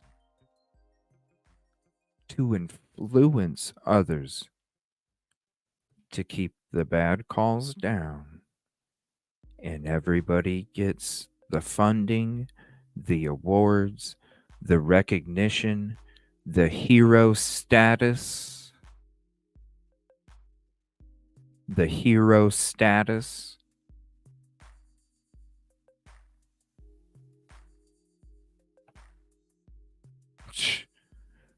Yeah, right. Unfortunately, they probably only if it's Australia, because the US, their versions don't really. So we're going to be going more into this tomorrow night, more into uncovering the cover, because every night we're going to have more. Now we're going to switch to the next segment of the show. So I'm going to leave open if you would like to call the show with your thoughts. I'm going to leave the phone line open. And I'm going to explain to you what we went into last night with Surviving the Survivors, some of the comments that we saw. And we're going to go through those comments. And you can see what I'm talking about. And we're just like, what the hell is this? We need to watch this episode. Because these comments are ridiculous and I don't understand it. So we're going to watch that episode because when we were watching this episode last night, and let me switch to it real quick. We were watching this episode of Surviving the Survivor last night. And that's when we were watching, it was the episode about when will the trial begin? Is there a change of venue coming? And we came across this part of the video where he's like, oh, it's the guy that called BK before BK. And they were talking about the episode that they did way back then. So last night, this is the episode that we were watching when we came across these comments from Gary or somebody like that. Yeah, Gary. I got to look at it. Gary Burcato. Gary Burcato. So he made these comments, and this is when he popped on their live stream that we watched last night. And this is the comments that he was talking about. And Carrie Rawson was even agreeing too. And it's like, I want to know what you guys even think about this. I'll put the phone number up there in a second. I agree with Gary. I think she's talking about Gary Burcato here, who studied serial killers, and even speculatively wonder if he's on purpose going for an IGG battle in higher courts because he's enjoying this. There's some people. Look at this. Look at this. This is Gary Burcato himself. Make no mistake that Brian Koberger is pulling strings through his lawyers, amusing himself like a puppet master as he has been from the start.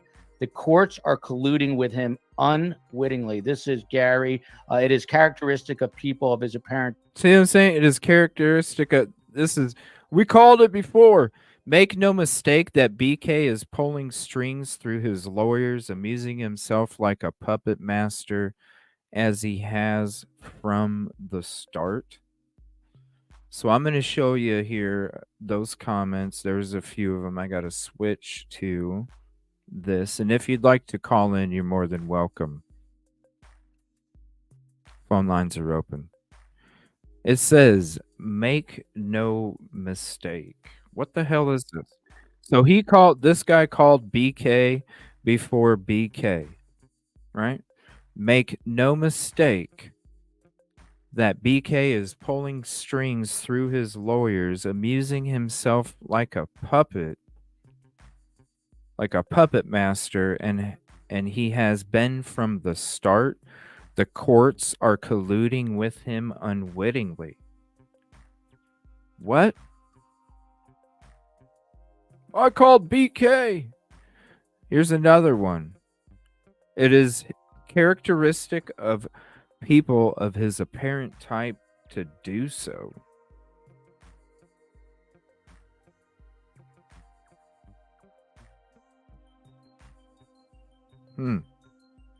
And also, the court is like the cop he bamboozled out of a ticket at a traffic stop. It makes him feel powerful. What?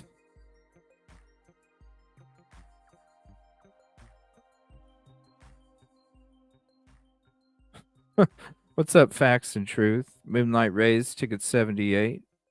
Thank you for hopping on, and thank you for being patient with the Family Feud we did the other night. That was fun.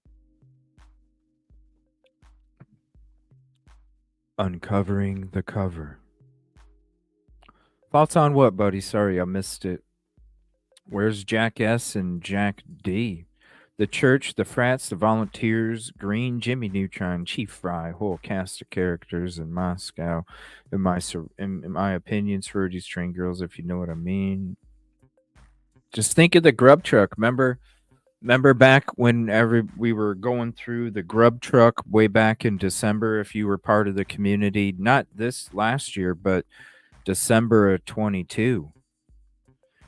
December of 22, we were going through the grub truck, and that's when I started talking to you. Remember about the group that pay for the meals and are probably hanging around the other side. Hey, I just paid for your carbonara. How's it going? Or the ones that want to stalk them. You would hear how upset they got if the girl that they bought food for or wanted to buy food for had a boyfriend. You would hear it. You would see it. We started talking about how it was a creep session.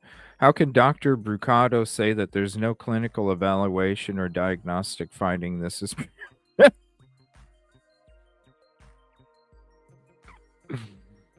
It's and I had to correct him twice. Oh, for real? I'm just sitting here and I'm looking at these comments like he bamboozled somebody out of a ticket? What?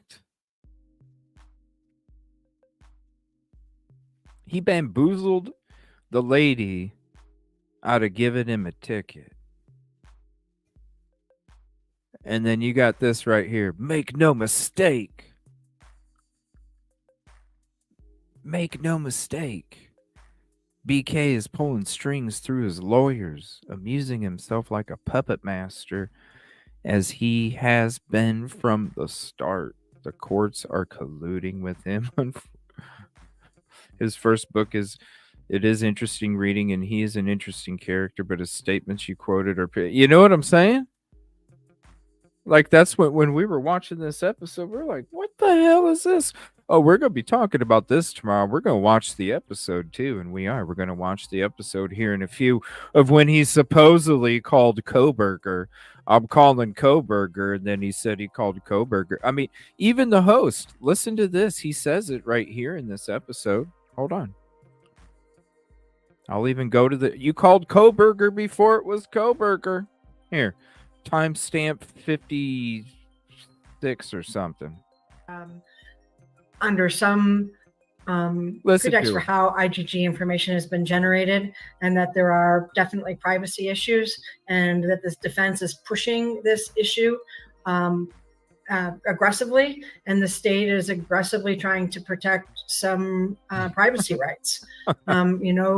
Not everything gets thrown in Ticket in the 86 kitchen sink in this stuff, and the state really does have a powerful right to protect the privacy rights of people who shouldn't have to answer to this or get thrown into the middle of this. And so I think that they're doing what they can, but they're also doing it under this idea of, with the genealogy charts and what the defense is asking, and they are pushing back in order to protect privacy rights. So that's where I think they're at.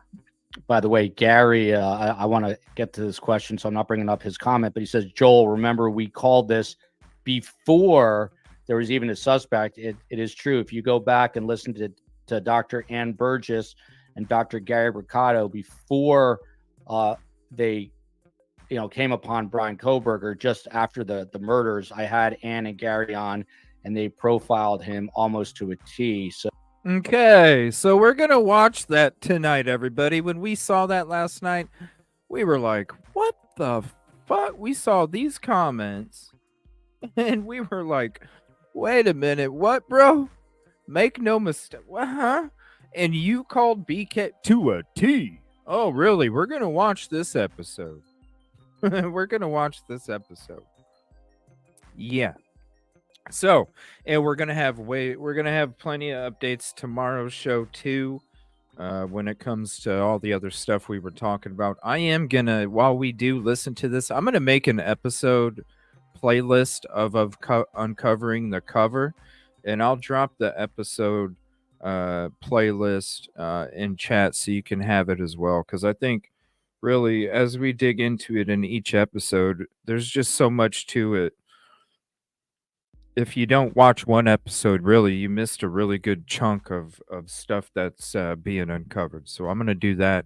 While we do that, if anybody does want to make a call and let us know what you think about it, let us know. Otherwise, if not, I'm going to go ahead and get to the latest episode from Surviving the Survivor. When it comes to the one we are talking about them profiling BK to a T before he was even arrested. So the date of that episode is, let's see what the date is.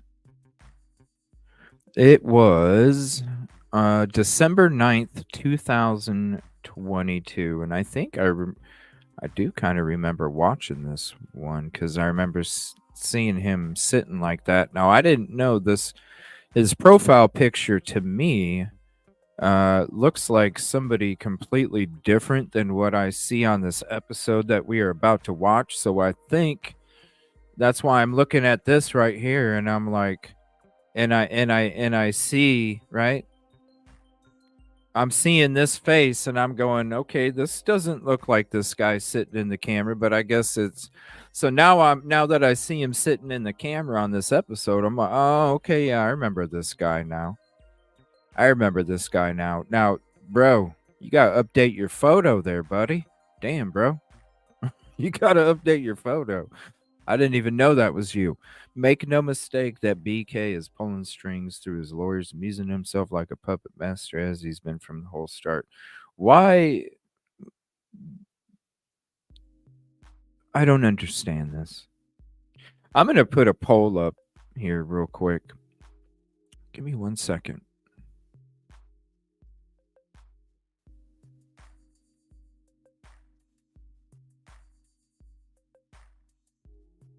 Let me get rid of some of these links here.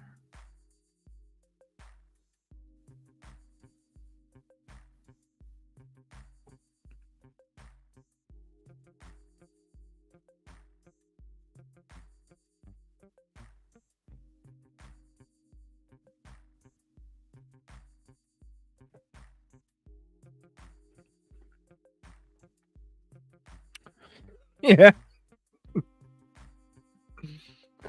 Oh, I know, right? I know. Sherlock. Bingo. Be back after Gary is done.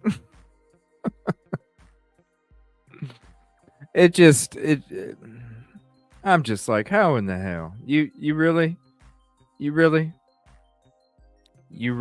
And then I was surprised because, like, I always watch Surviving the Survivor, you know, and I'm like, damn, like, he's sitting there going, yeah, it was to a T. It was to a T. It was to a T. A poll? Yeah. Just give me a second here. It takes me a minute because I got to go manage video and then go over here and this and that. And I'm gonna put a poll in chat. I want to know, do you think BK is pulling these strings? And how do I word this in case people come in and they don't see the message up there? Hold on.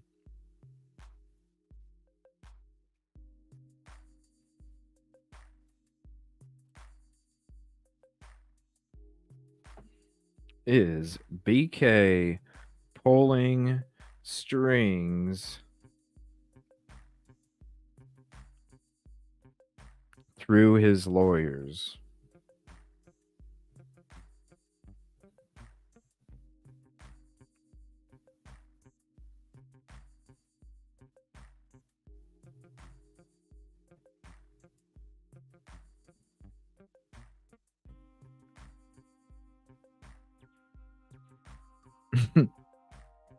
I don't think so.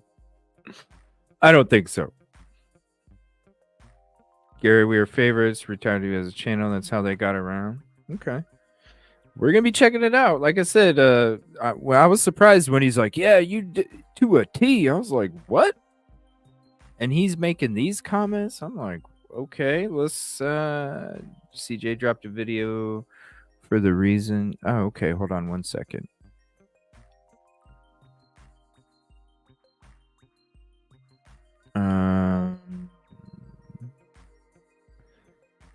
Here's why we don't let our clients have power over the case. Can I share this?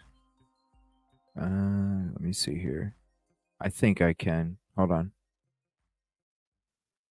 Let's see if this works. I think it will. All right, here we go.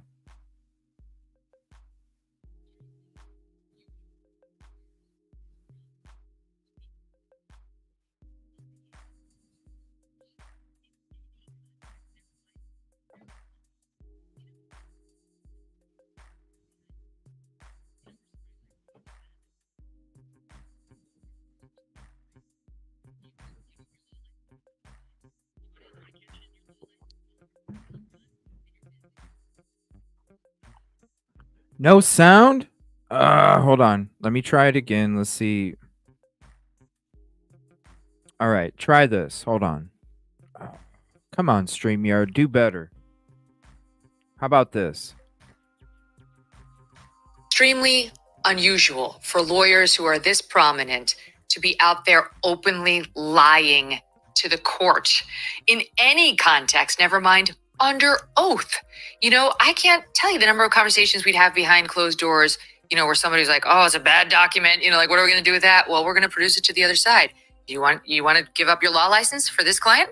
You want to cash in your law license and all the hard work that you've done and your ethics and your moral code for this one client? No. You have a higher obligation as a lawyer, and everyone knows that. It's like the people who violate that in terms of the ethics and the candor owed to the court are bottom feeder, loser, ambulance chasing lawyers and, you know, the middle of nowhere who get outed as unethical pretty quickly in the system, in my experience. Whoa, damn. Don't let clients have the power. That's a crazy video. Thank you. So when it comes to this, what's up, bro? What's up, bro? All right, so we're going to get into this. Called BK before BK. So this was aired. Give me 1 second. And you can call in if you want while I get this set up. Otherwise, once we start watching it, I'm going to shut the phone down while we get into it. And Surviving the Survivor. And this was aired December 9th, 2022. Thank you for that, Christina. Appreciate that. It is their choice, but at the same time, like she said, they're not going to risk their license for that.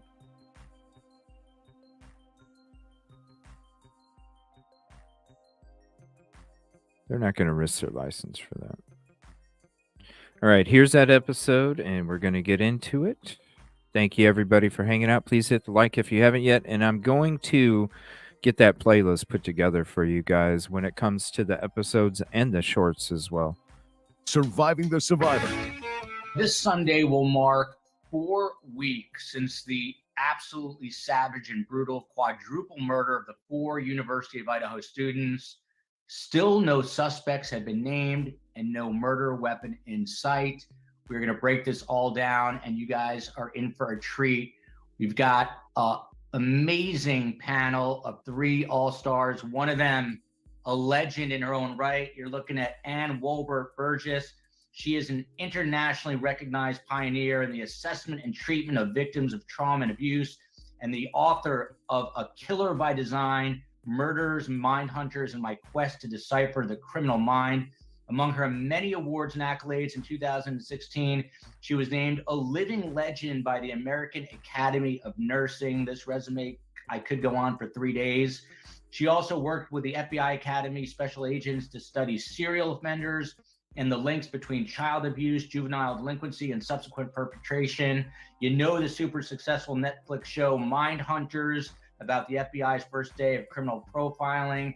She worked with the real life agents that show is based on, and unlike my cardboard cutout mother here, Carmela, who is not in person and who has a few years on you, Mom, is out here working diligently. My mother said she needed the night off. Next up, we've got Dr. Gary Bricado, a Columbia University clinical psychologist, researcher, and author in the areas of early psychosis, violence, and other serious psychopathology. He studies, among other things, how violent thoughts and actions emerge in psychotic versus non-psychotic persons. That's an important thing to know when you're looking for a killer. He is the co-author of The New Evil, Understanding the Emergence of Modern Violent Crime. And the handsome man in the bottom corner with a clean-cut haircut is Jeff Wood, retired FBI out of Boston. He gets the shortest bio because I just found out that he was joining us. Welcome to one and all. Thank you, guys. You couldn't look him up on Google? I'm going to mention that I'm no longer with Columbia. I'm now in private practice. And damn, bro, look up on Google. He's getting corrected about. I'm actually here now, and then he just joined. He couldn't look up his. Affiliated with Boston College, What's ran up, as bro? a visiting scholar. So it's really? only right to say that I transitioned out of there. Beautiful. Well, we love Boston College. I went to Brandeis. It's all in the same neighborhood. So welcome. Just a quick programming note, Patreon, please support us on there. We are getting a lot of people joining. You get ad-free content, you get behind the scenes footage. And this January 5th, you're getting a live meet and greet with this woman. You can talk about the Holocaust, fun stuff like that, serial killers, more fun stuff, or you can ask her anything. She's also a licensed therapist. Before we get going, I like to do this on the show. Just want to remember all the victims in this case. Sometimes this stuff becomes a whodunit. We forget that they're actually real people. So we've got Madison Mogan, 21, Kaylee Gonzalez, 21, Xana Kernodle, 20, and Ethan Chapin, 20 years old. Let's all remember them. So as far as we know, not a ton of new updates coming from police outside of the fact that they are now redirecting the tip line directly to the FBI because they're getting so many tips about this Hyundai Elantra that they put a bulletin out for yesterday. It's a 2011 to 2013 Hyundai Elantra, which investigators say they believe the occupants of this vehicle may have critical information to share regarding this case. First to the legend, Anne. How big a deal is this that police are finally putting out a possible suspect vehicle? Well, a car is certainly a good piece of evidence if indeed it turns out to be, because they can trace it down. There are all kinds of ways that they can work that. And police are very good, or law enforcement, at cars. I remember working with the behavioral science unit agents that they would almost be able to profile your car from looking at one of the suspects. So that's, I think, I think it's good that they've got that if indeed it turns out to be productive. Now, as with these high profile cases in this new world of social media, everyone is a cyber sleuth. I saw someone just posted, there's body cam footage of a police officer arriving on scene, and you see a white car in the distance. Jeff, you're the FBI, former FBI agent, and I don't know if you saw this. As the officer is approaching the home, you suddenly see the white car's headlights turn off. Anything to read into this? Have you seen that video? I unfortunately have not seen the video. I would like to see the video. It's one of those situations here where he's probably going to take quick note of the car, but he's being called to the house, and that's going to be where the threat is for him, right? What's going on inside the house. He's going to keep his situational awareness of what is going on all around him, but he needs to get to the house and find out what's going on in the house, not only for his safety, but for the safety of anyone still in the house. And is there someone still a threat in that house? And that's where his main focus will be. So he's going to take note of everything, but his focus will be on the house initially, because that's where the call was to go and respond. Gary, you wrote a book co-authored a book called The New Evil, Understanding the Emergence of Modern Violent Crime. I mean, if you can break it down, how do you think these violent crimes have evolved? And if you had how would you paint the portrait potentially of this killer or killers in Idaho? Well, this is you're opening up a whole can of worms with this question, because the point of that book is really twofold. The first half of it is to talk about the idea that there's a very wide spectrum of motives for committing crimes, which I must say in earlier generations stuck lower to the lower in the scale on average. And you're saying a lot more of the higher up stuff on the scale, which takes a lot more change in personality, audacity, narcissism, sadism, cruelty, things like that. I swear, if you use that scale as like a thermometer of how a culture is doing, the culture is getting worse. So he's satanic. I mean, this is calling it to a T. But, what? But I would say that we just started. The point of the first half of that book is the idea that there are many people that would commit very heinous acts because of situational factors that they would not repeat, because it is not really an integral part of their personality to do it. It's happening out of circumstance, desperation, the particular relationship they're in, trauma, whatever. But then as you move up the scale, you start to move through different degrees of narcissism, then into psychopathy, and then into sadism.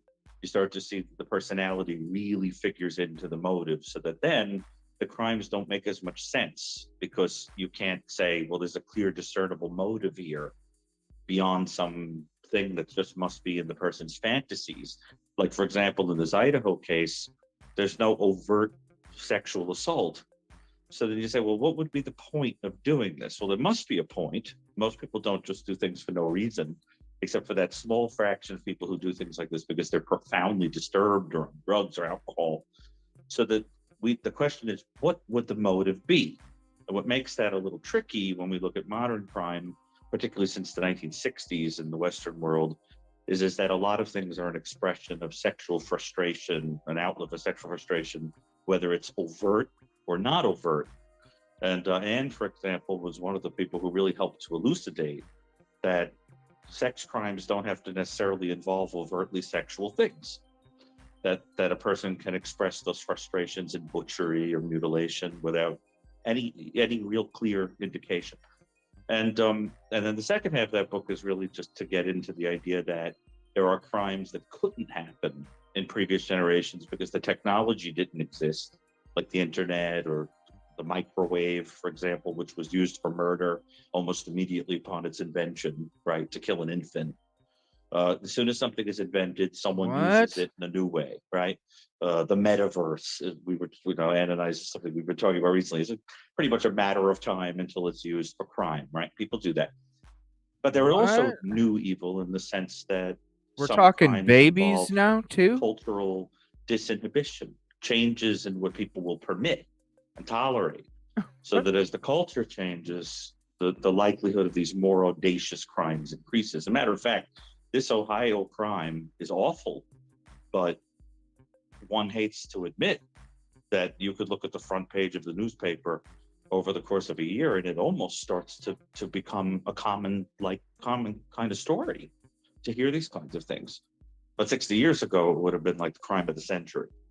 Yeah. I think you said Ohio, but I think you meant Idaho. Idaho, yes. It becomes like it would have been the crime of the century. Now it's, and what I will also add, because I think we're going to wind up revisiting in this conversation, is that I and a colleague, Rocky Gurgis at Columbia, were the co-creators of the Columbia Mass Murder Database, that's the largest database of mass murder, to our knowledge, ever compiled. And this is a mass murder. This Idaho case is a mass murder. And I think we really have to understand it from that perspective. Although it has a lot of qualities of like a lot of other offenses that it's tempting to get into, I think we really have to understand that this is somebody who committed a mass murder, right?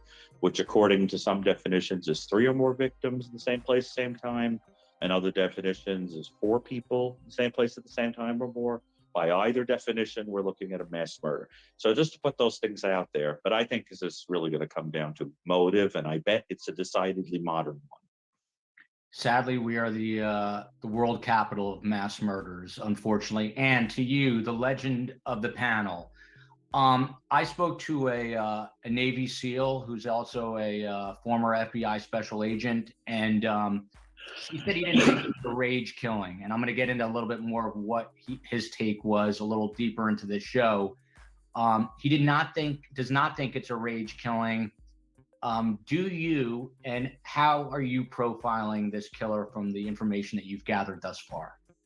Well, only have the information, of course, has been released to the public. And the important thing is, if he's thinking rage in terms of what would also be considered overkill, that far more injury to each victim than was necessary to kill the victim. If that's a definition, that would be important to know, because we don't know. We still have not seen autopsy reports, which will have the number of stab wounds, et cetera, and more importantly, what part of the body. Is this more contained to the face and the neck and the chest, or is it other parts? So again, once that information comes out, we'll have a better lead on. But the issue of rage, just meaning over aggression to the bodies of these 4 young students, it still doesn't say motive from that standpoint. That a knife was used, that's important. A knife, how many types of cases are knives used? I know in our study, we did have one mass murder, and that was Richard Speck out of Chicago back in the 60s, I think. And so he was one of our 36.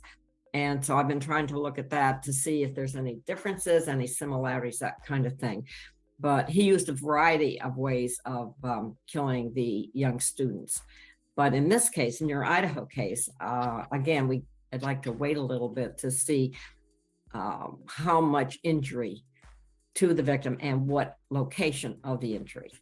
I'm going to get to Jeff about the crime scene in a moment, but Anne, Steve Gonzalez, Kaylee's father, has been speaking quite a bit to the media. One of the things that he said was that the injuries, and I don't have the exact verbiage in front of me, that the injuries to his daughter, Kaylee, were more severe, more pronounced than to Maddie.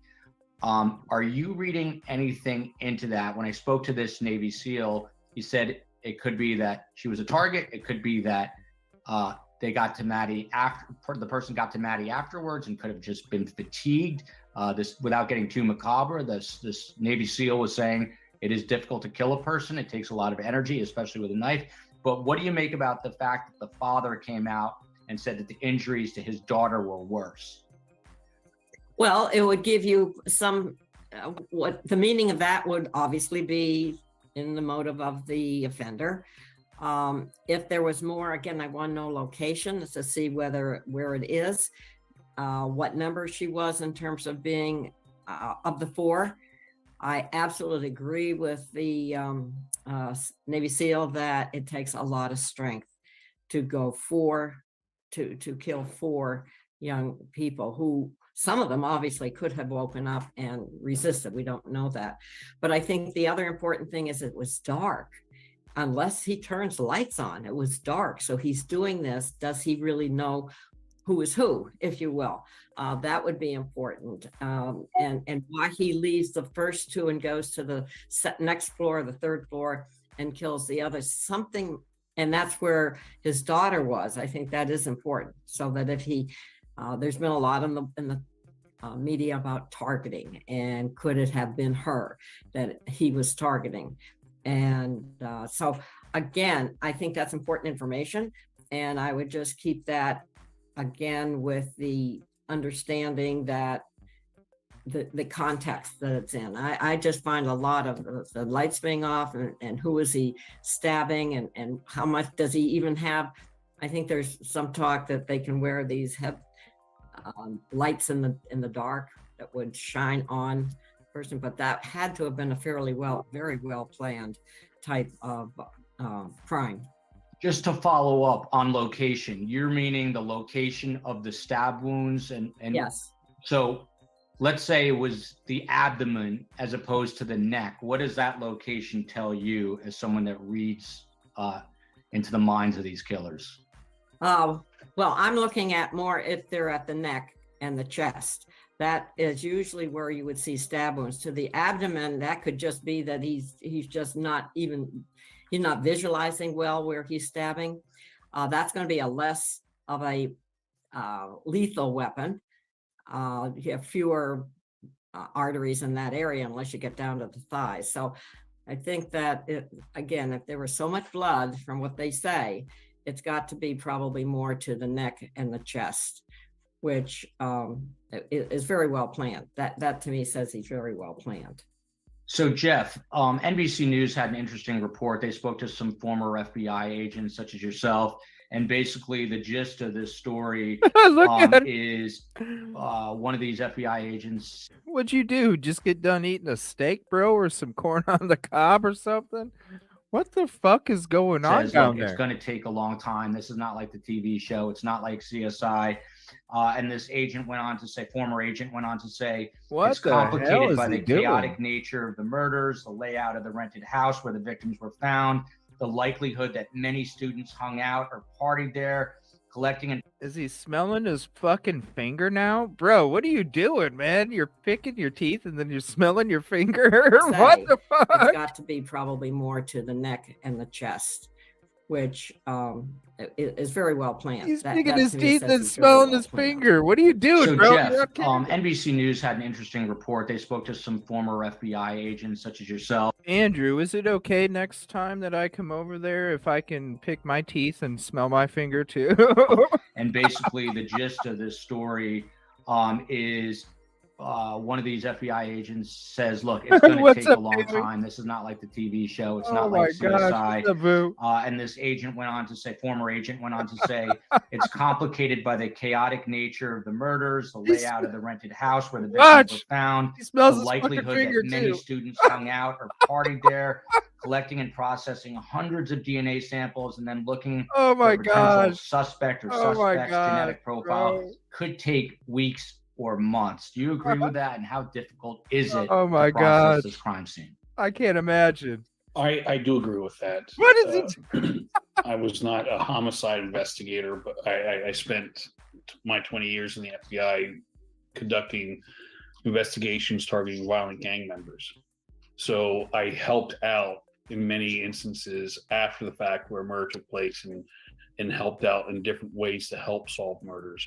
But I do know that when you have a situation in this case where, you've got an apartment building, you're going to have a party, you're going to have friends over, so you're going to have people in and out of that place.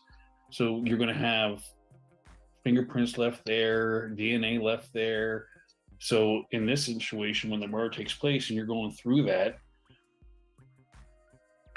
you're collecting a whole lot of DNA, and now you're going to have to try and get comparisons to that DNA to develop a suspect. So it can take a long time. There's a lot of different techniques that the law enforcement can use. Now that you've got the state police helping out the town's police department, you've got the FBI, you have other federal agencies. So there's a lot of different techniques that can be brought into bear to help try and narrow down suspects, but it's still a painfully long process. And one thing that I've seen in my career, juries and the public look at our TV shows, look at our movies, and you solve a crime in an hour, you solve a crime in 2 hours in the movie, and they expect law enforcement to be able to solve these horrendous crimes that quickly and have it wrapped up nice and neat in a bow. And it doesn't even and there's a misconception sometimes of what we can gather from a crime scene. So, you may not have a fingerprint left there that's key. So let's say they did find a knife. The suspect's fingerprints may not be on the knife. And a jury may demand, hey, this is 2022, there should be fingerprints on the knife, just because maybe the person was wearing gloves. So no, there won't be fingerprints on the knife. So it makes it difficult. And one of the things that's great about our justice system is you have to prove beyond a reasonable doubt in a court of law we may be, I've done a lot of cases where an hour after murder, I knew who did it, but I would never have enough to make an arrest because I didn't have the information to pass on to the police that they had enough to say, I know, but just because I know, how do I can't say I know. I have to have evidence to show how I know. Does that make sense? 100%. And that is a very important distinction. You can't say I know, you got to prove it, and you got to prove it in a court of law. Gary, you're the PhD psychologist here. If you had to paint a portrait of this killer, is this guy a loner? Do you think it's someone that knew these young women? All right, this must be the part where he calls BK before BK and paints it to a T. Here it goes, everybody. Here it goes. And this young gentleman, who is this guy in your estimation from what you've heard? Well, I think we have to be very careful about speculating here until we have a lot more information and we have crime scene photos and autopsies and so forth. Oh, now we got to be careful. One thing that it's been interesting to me about this case, based on the mass murder work I've done, is that in the Columbia database, what we showed very clearly is that the weapon is the key, because when firearms are used, it is statistically far less likely that the individual is dealing with any severe mental illness. When a weapon other than a firearm is used, anything at all other than a firearm, whether it's a knife crashing an airplane into the side of a mountain, bombs or explosives of any sort, bludgeoning, whatever, it becomes statistically more likely that the person is authentically troubled in a kind of psychotic or quasi-psychotic way. And if that is true, what it would imply is that the person would be somebody that would be off-putting to other people, not somebody that would be a slick, likable person, but somebody that would be rejected and odd to other people. Now, so why would that neighbor go talk to him for an hour while they walk around the parking lot and then offer up his phone number? That's interesting. The possibility exists that this is an individual who may actually go on to be a serial killer, meaning that after a cooling off period, it happens again. It's about 11.78%, if my math is correct, if I remember. About 11.78% of people in the database were not considered pure mass murderers, because after a period of cooling off or following a period, the mass murder followed or was followed by killing again, right, at a separate time. So those people are serial killers, and there you can have all kinds of motivations: sexual frustrations, mission-oriented kind of, hostilities towards people, etc. Now, among these people who commit mass murder of this type, of the blade type, what you sort of see are people that either impulsively grab whatever is around them and kill an entire group of people, like cases that you sometimes see in China of mass murder. So he grabbed the knife from somebody and killed everybody around him. This is to a T. Wow. For some reason, it's a phenomenon that you see, we encountered many times in the literature of, let's say, a very depressed, psychotic mother taking a blade to school and killing the children of other people. Oh, you can't hear it? That she's experiencing. You guys can't hear it? Hold on. I know sometimes YouTube does that. You guys can't hear the video now? Hold on 1 second. Let me see where we're at now. Hit refresh. Let me see. We'll go to 22. Hold on. Case, and Jeff can back me up on that, because an individual who may actually go on to be a Let me know if you can hear it. Meaning that after a cooling off period, it happens again. It's about 11.78%, if my math is correct, if I remember. About 11.78%. 11.78. Were not considered pure mass murderers, because after a period of cooling off or following a period, the mass murder followed or was followed by killing again, right, at a separate time. So those people are serial killers, and there you can have all kinds of motivations: sexual frustrations, mission-oriented kind of, hostilities towards people, etc.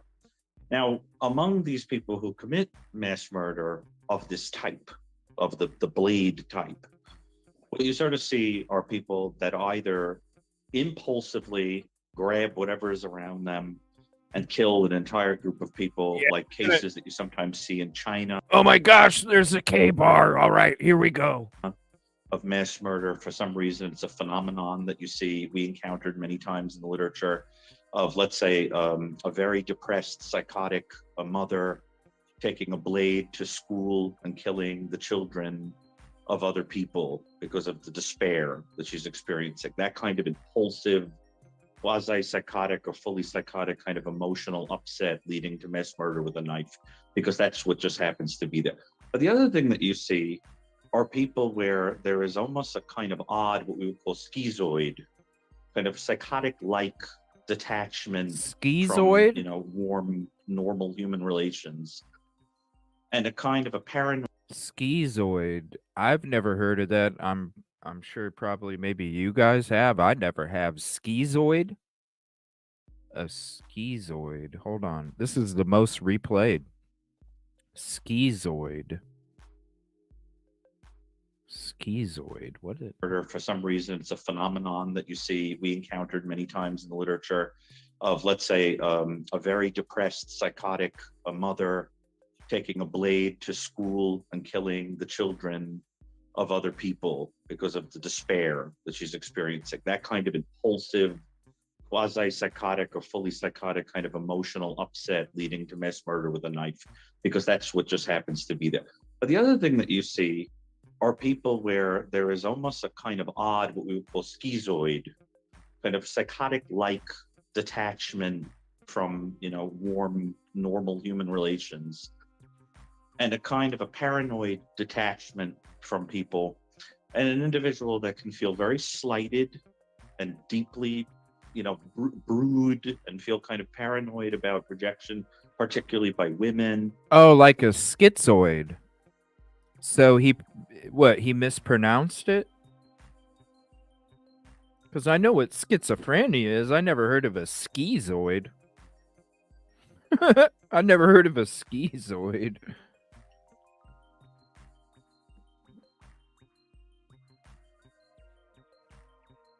Well, who doesn't avoid social activities and interacting with others since COVID? Right? So, I mean, and we are talking 2022.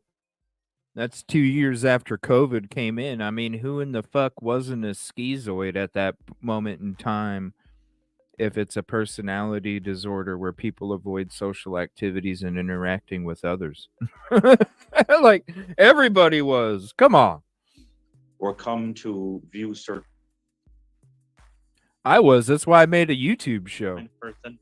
And that kind of individual tends to live a very mechanical, restricted existence, to be very drawn to things that are regimented, kind of and to have an explosive temper. And that kind of person, if they were to commit an act like this, the blade. I mean, I don't even like to go out to restaurants anymore. Seriously. After COVID and all this other shit, I don't even like to go to restaurants anymore. I'd rather just order in and sit at home when it comes to eating something somewhere. For real. I have no interest in going to restaurants anymore. None. It would be selected because of its intimacy with the victim, the cruelty of it, and the expression of all of that envy and rage and feeling, left out. I'll order in and eat at home. Person, if that is what we're dealing with, that would be a person that would be considered an odd duck to other people. An odd duck. You wouldn't want to mess with, because you'd feel that underneath the surface, they could really flip on you. And that kind of person would do something like check an area out for a long period of time and plan like they were going in like a hunting mission. The idea would be that the steps would all be very meticulously planned out. And the idea would be, today is D-Day. I'm going in and this is what I'm going to do. And they're all going to pay. and then I'm going to leave and I'm going to get away. And that kind of person won't leave D-Day? traces. The impulsive kind does, because they weren't planning to do it. They just become completely emotionally overwhelmed. Okay, so what's impulsive? The drive in front of the house? That sounds impulsive. That doesn't sound planned out. To a T, bro? What? So you put all these pieces together. I think we're really speculating here, but my sense is that this is somebody that is going to be, when you find this person, if they do, they're going to see that this is somebody that people found peculiar at baseline. A little too cold, a little too regimented, a little bit too interested in things like, blades and weaponry and hunting and things like that, and who coolly, in a detached way, planned to express rage. Okay, so you mean like somebody in Moscow, because you're describing that to a T during a COVID epidemic. You're describing that to a T, somebody who has a fascination in hunting and knives and all such. Bro, Koberger's from Pennsylvania. Unless he hunted fucking bears, I doubt he's really a hunter. I don't know. I'm just guessing. And that is very different than a person experiences rage impulsively. That's what it feels like to me. And there are mass murders like that, and they are especially cruel. And the only final thing I'll say about that kind of mass murder is that when they do it, usually there is a target, and everyone else is like basically collateral damage. So that there's that one individual who is honed in on as the object of fixation, and anyone else who has to take the blade is just because of their proximity, or because they sort of mentally remind the person too much of that individual, the person they're dating, the people they love, the whatever. It's just to kind of wipe them out. And you really, when this is where I think there's that very modern flavor to this kind of case, is I think you really want to understand that this, in many ways, is probably an expression of envy. Someone who is angry that other people are more accepted and more loved, more desirable, and more relaxed and comfortable socially. So that's the kind of person who would say, if I can't have it, why should you? And there are the person that you're describing, there are a few odd characters that have popped up in this case. We'll get into a few of them in a few minutes, but and I wanted to get answered your question. That was a long answer, but I hope that answered your question. The thorough answer, as expected. Could I add one thing, though? Absolutely, please. Yeah, Jeff. Tell me what you think about that. I completely agree with you on that level, but I would, again, this is coming from my gang experience and coming from my last case being MS-13 and dealing with the brutality of the MS-13 gang members. The 18th Street gang members were, initially founded as an American gang, but is now morphed into that Central American gang. And they brought that Central American third world type mentality to their business of being gang members. And they use bladed weapons. So everything you said, I would say for a American, a Western, European, Canadian, absolutely speaks true. But we eliminate them, Jeff. We took them out of the database. People who were committing mass murder in the context of crime, like gang activity, were eliminated. It was personal cause only. But I'm just saying, for a law enforcement perspective, on a lower, it would not be my priority. I would not say that this is my number one lead type thing, but I would never rule out some type of criminal aspect. Like I don't want to, this isn't to say that there was any criminal activity committed by the victims here, but we have to say maybe they knew a criminal, who knows. But if you had a criminal who was a gang member, you wouldn't have necessarily that same mentality. It's just something I would keep down low on my lead board, or like, here possible things. And so in that case, 99% of the time I'm with you. But what if you had that 1% chance where this is someone who, with the MS-13 gang, they love their knives and machetes and hacking people to death constantly. So for me as an investigator, I won't rule out anything until my evidence is pointing somewhere. So I just wanted to add that too. I think it's a really important and smart point. And I think the reason that blades and things might be used is because the crime scene is also a message to would-be, talkers and witnesses and things like that. But otherwise, you'd imagine a very expeditious killing, like just shooting people. Because there was no reason to kill these people in this way if it wasn't to either send a message or to express a fantasy or play out something emotionally. Agreed. And that's why you have to say killing in ways other than expeditiously with a gun have a special cruelty that has to have a driver. And that's where I think the gang thing is interesting. But if it were a gang thing, Jeff, you tell me, this is your area, wouldn't it be more to send a message? It absolutely would. It would be to send a message. I mean, MS-13 did it because they're showing everyone this is our territory, and this is how we let everyone know that we're instilling fear into that community. So if this was somehow related to a gang or some kind of criminal activity, it's definitely working by sending a message that we're instilling fear right now because here we are. And, one thing, as you said too, the fact that not all the times with a weapon, I mean, it can be close with a pistol or some kind of firearm, but when you're going to another weapon as a knife or your fists or a hammer, you're getting in close. It's becoming much more personal. You're going to have, there's distance, so maybe I won't get blood myself if I use a firearm. I forgot the right distance, but if I'm using a knife, that warm, sticky blood is going to be splattering on me, and it takes a different kind of person to be able to handle that kind of violence, that kind of when I'm committing that kind of violence onto somebody. So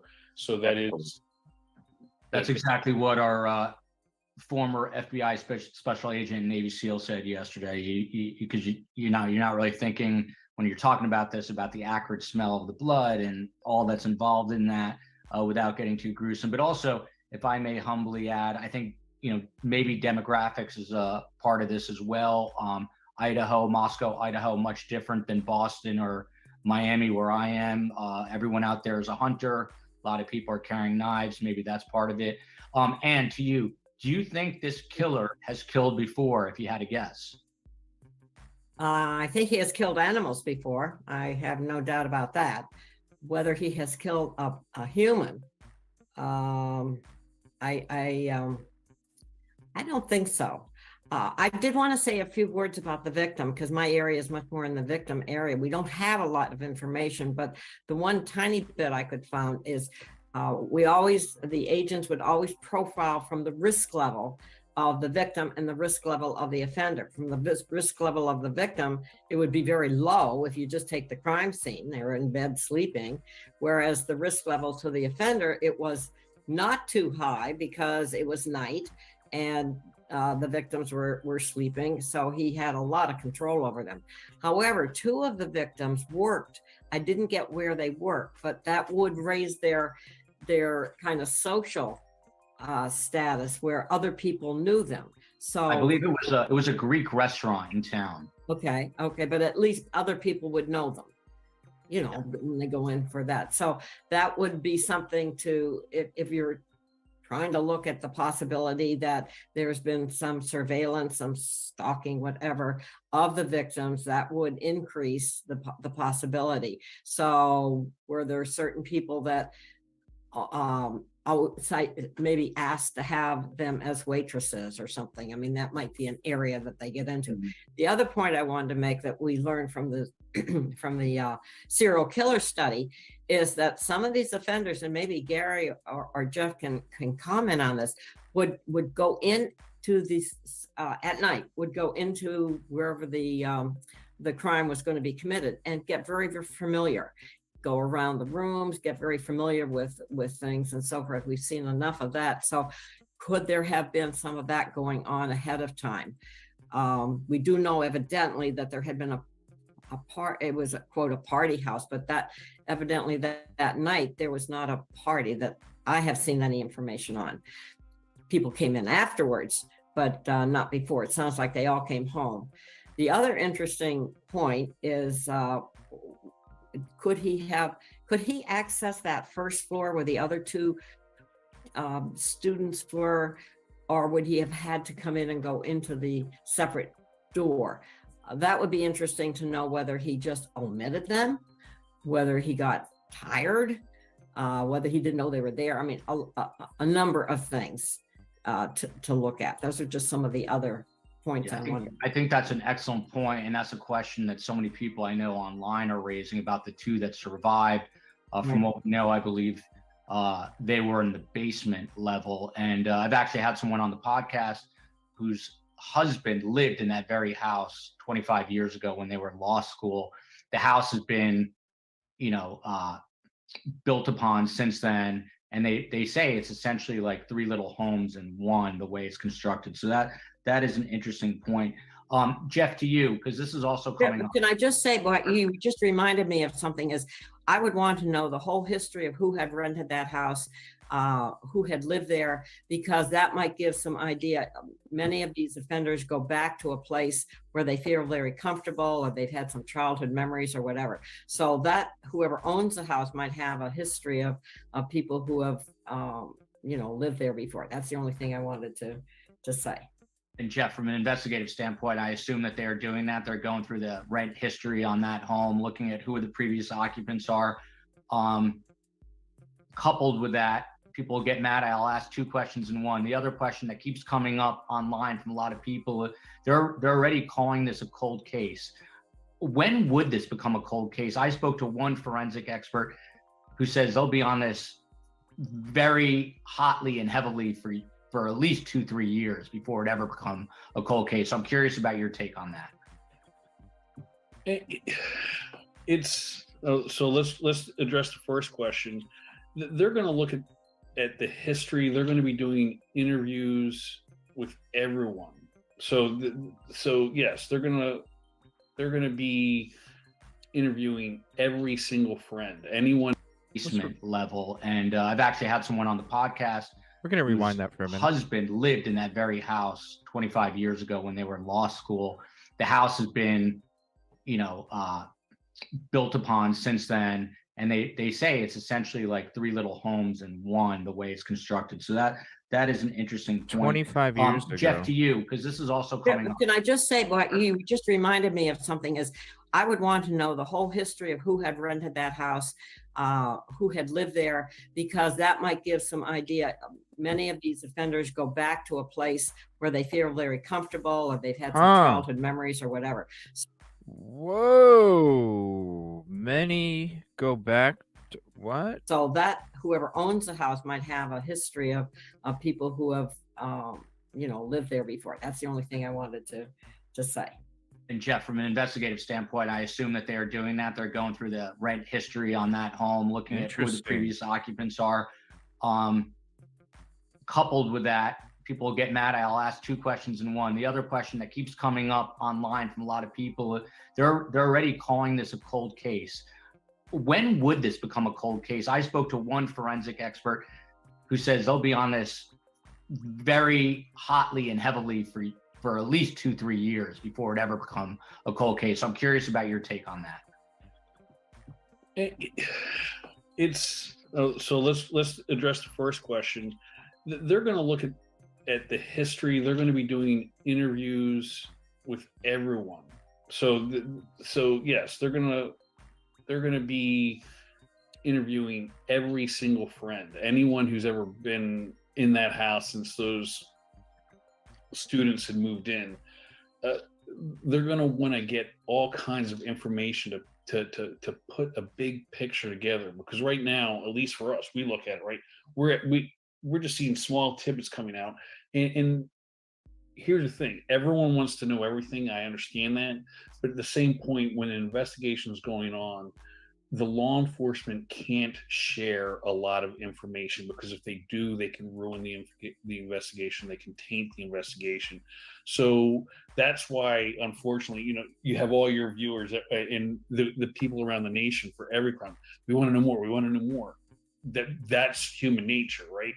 But if they came out and started sharing too much, then we're going to get things that it could taint the investigation. So yes, they're going to be digging into every possible scenario that we can imagine to rule it out, keep that thread going. Now, if I remember correctly, the second investigation case, it will, to me, again, this is fresh, this is new.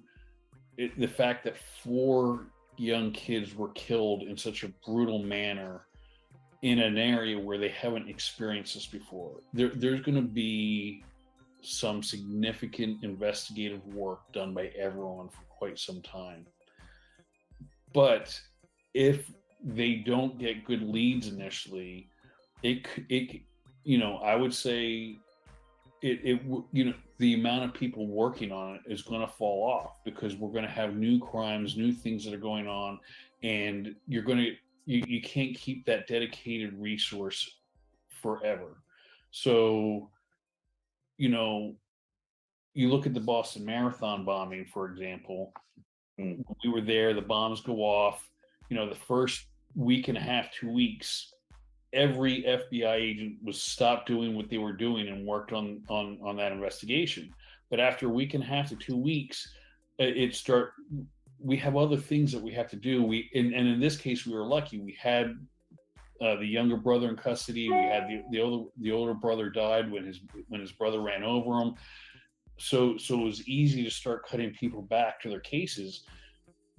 But that was a huge event. This is huge for that town, but the rest of Idaho, the state police that are dedicating resources, the FBI that are dedicating resources, the rest of any law enforcement agency that's dedicating resources to that town PD is going to say, I can't keep dedicating the amount of people we have right now, because we're covering the big leads now, and now they're getting smaller and smaller. So it's going to slow down, and it's unfortunate if that happens, but hopefully you have cases here where somebody says something to the wrong person.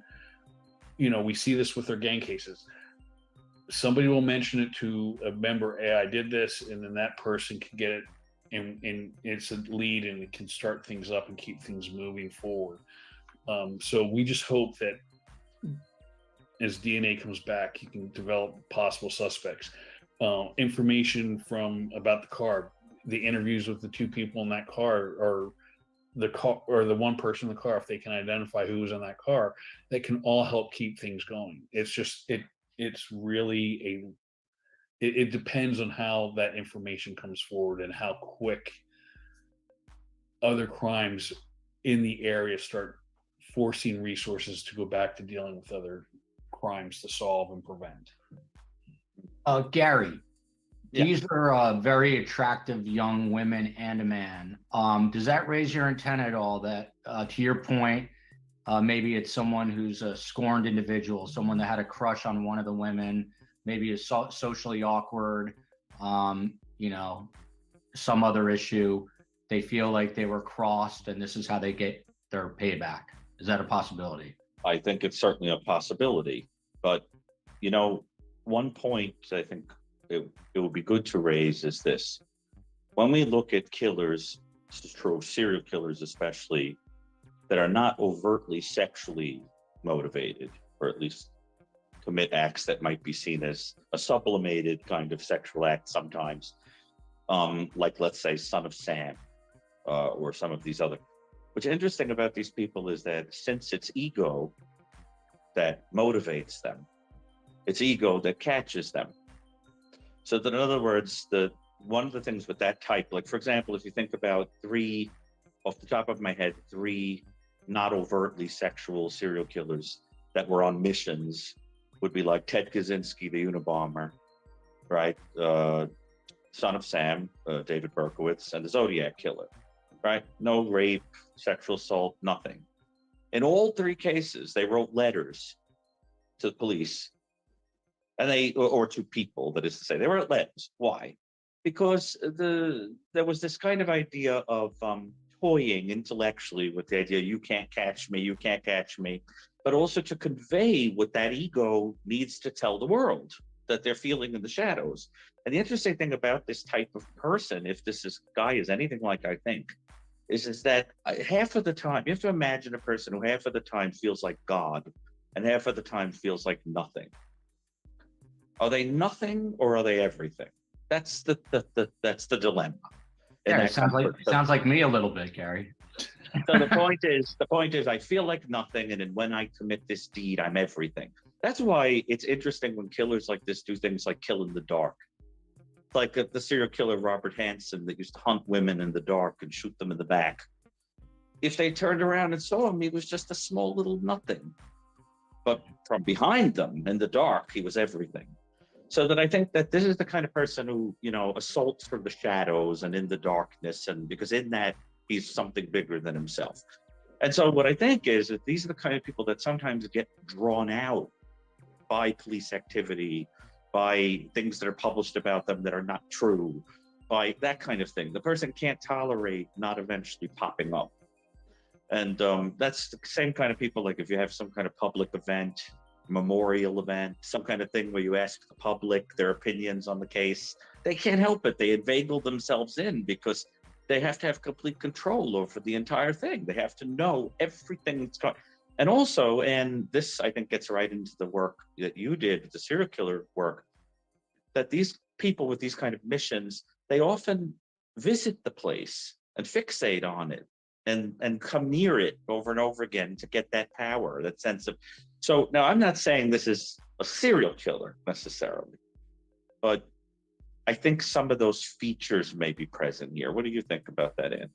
Yeah, and you reminded me of something. I know that they're looking for, what they should be looking for in the residence is anything missing, because a lot of times they'll take a souvenir, and it might be something like just a driver's license that has the picture on it. So right. Those, I'm hoping that they're looking for that. The problem is you have to have people that know what the victims had to know that if it was missing. Right, like a hunter's trophy or something, that this person. Yes, because I really think for this person, this day was like the way most of us would remember, like the day we got married or had kids or something. It was like the day they became themselves in their own eyes, that kind of thing. So of course you'd expect a person like that to keep mementos and things. I mean, remember, about half of mass murderers commit suicide, and I always wondered why. Is it because after they've emoted, they see themselves covered in blood and realize that they're probably going to go to jail or something, or they realize there are dead people around them and they have a moment of insight? What is that about? Was that the plan from the beginning, an expression of annihilation or something? It's possible that we're also looking at somebody who committed suicide, but that's much more common when it's been used in a mass murder as a gun. When you use anything else, you're much less likely to kill yourself, even though the mental illness is more likely, the severe mental illness is more likely without the gun. So that's the other question is, what did the guy do to emote or express when the whole thing was over? Was it anticlimactic?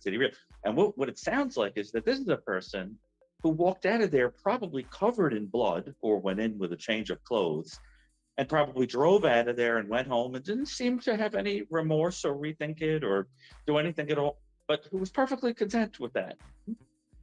And so that gives you a little bit of a clue that this is not somebody who just popped and then went, what am I doing here? Right?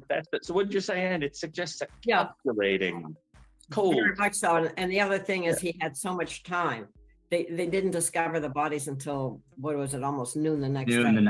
That's such a disadvantage for law enforcement, because he could have done so much, cleaned up, made sure everything was as it should be. But I think the suicide thing is interesting. Also, I think the mode of weapon that Gary brings up is fascinating, that if it's a gun being used, the guy is more likely to, for lack of a better term, be a little bit more normal than if it's another weapon that you could read in to the mindset of the person. Another serial killer that comes to mind is Dennis Rader, BTK. He started killing in the early 70s, didn't get caught till he started contacting the media. He needed that attention.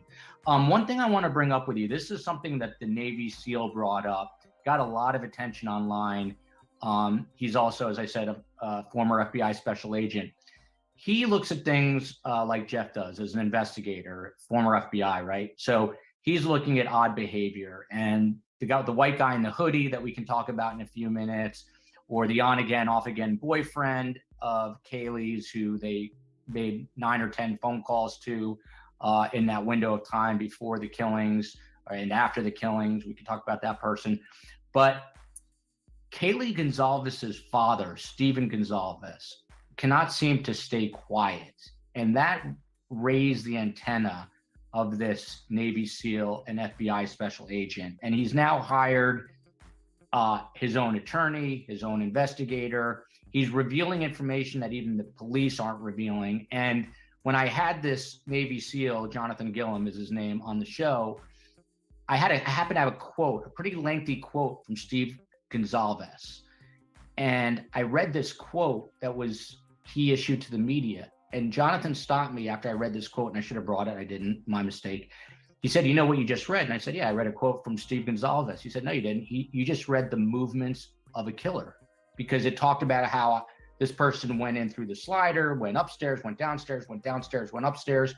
So Jonathan is by no means saying the father is the killer. He says we've seen very crazy things in the past, and that family members are capable of killing family members. He just wants to make sure this person is ruled out. Anne, you're the woman. You've got the longest history. What is your reaction to that?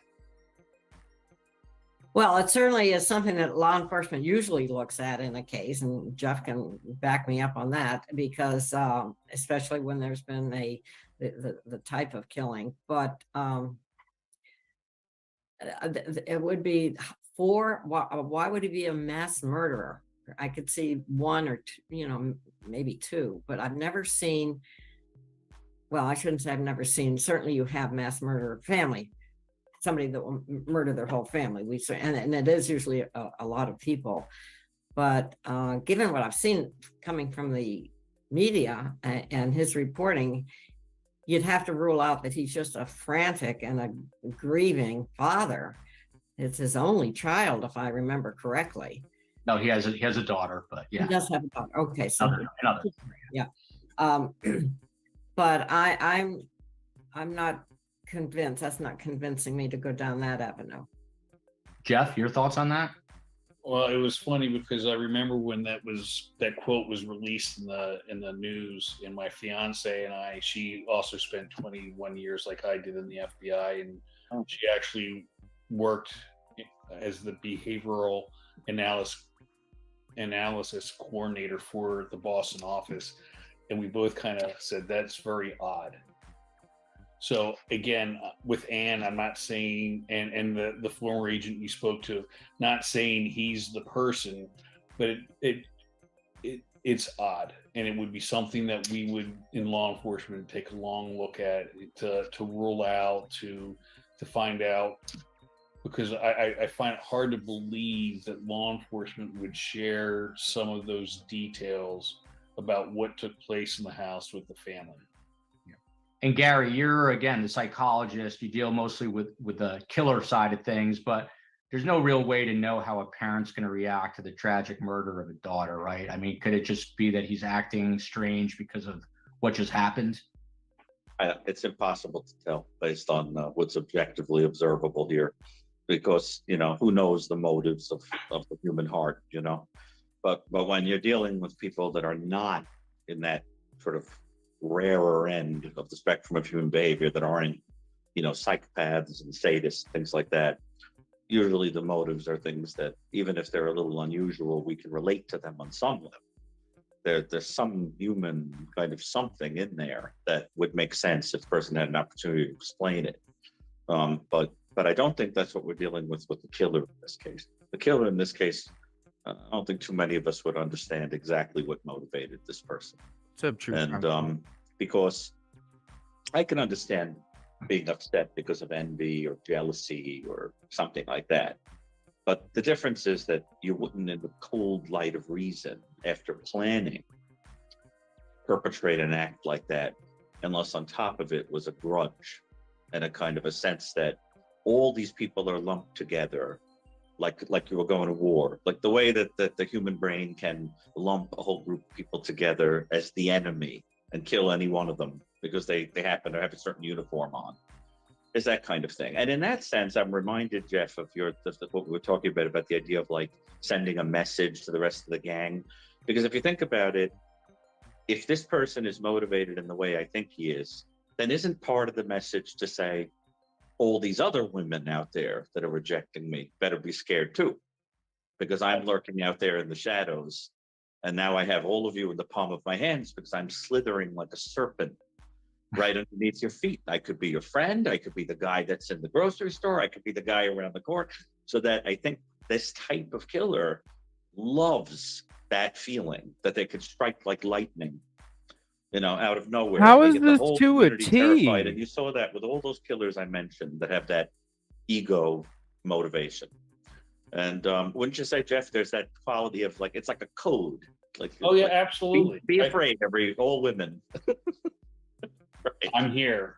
Yeah. I can do what I want when I want. Yeah. The sick mind of a serial killer. So there's two other people that we need to discuss quickly. And then with your permission, I'd love to take some viewer comments. We get a lot of them for you guys to respond to. So the other one is Jack Showalter. He's the guy in the so-called white hoodie you see. Apparently he had some behavioral problems. He was thrown out of a fraternity. He's, from what anyone can ascertain, someone investigators would have to be looking at. There's also, apparently he drove for 5 hours back to his parents' home. I got a comment the other day from someone who says it's easy to refute, confirm with GPS, tower pings, phone receipts, cameras, etc. He said he wasn't involved. I mean, Jeff, what about the use of technology to rule out suspects? It should be fairly easy, right? It can be. It's definitely something that is very useful to our investigations. It can rule people out, but a lot of times, it can be spoofed, right? If I could leave a phone somewhere, or I could say, hey, have a friend, hey, you need to borrow a phone, or you need. There's ways around it, but yes, if I keep. Yeah, hey, let me forget to shut my phone off. Hey. My phone on, Hey. I don't have it in airplane mode, or I don't have it turned off, you're going to be able to track that phone every time it hits new cell tower. So law enforcement has those abilities to track phones, cell towers, GPS. You get in a car, a lot of cars now have those GPSs already built in, so you can get that and see it. So obviously the technology out there today can be both a hindrance and positive for law enforcement investigations. And Ann, I'm wondering your thoughts on this fellow, this Jack Showalter, the guy in the so-called white hoodie. There's video. Apparently, he's staring at the young women. There's some, nonverbal cues going on. I'm curious if you saw that video and what you think of this person. He comes from privilege, the child of 2 doctors.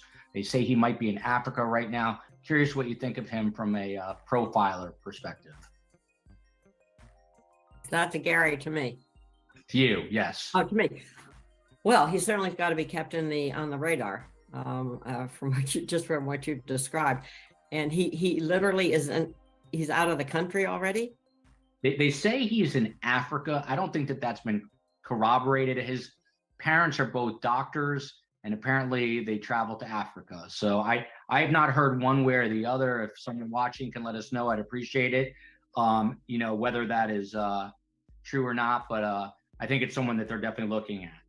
Right. And I think that given what Gary went into, some of the odd kind of behaviors that to watch for, I would just say he's got to be kept on the list.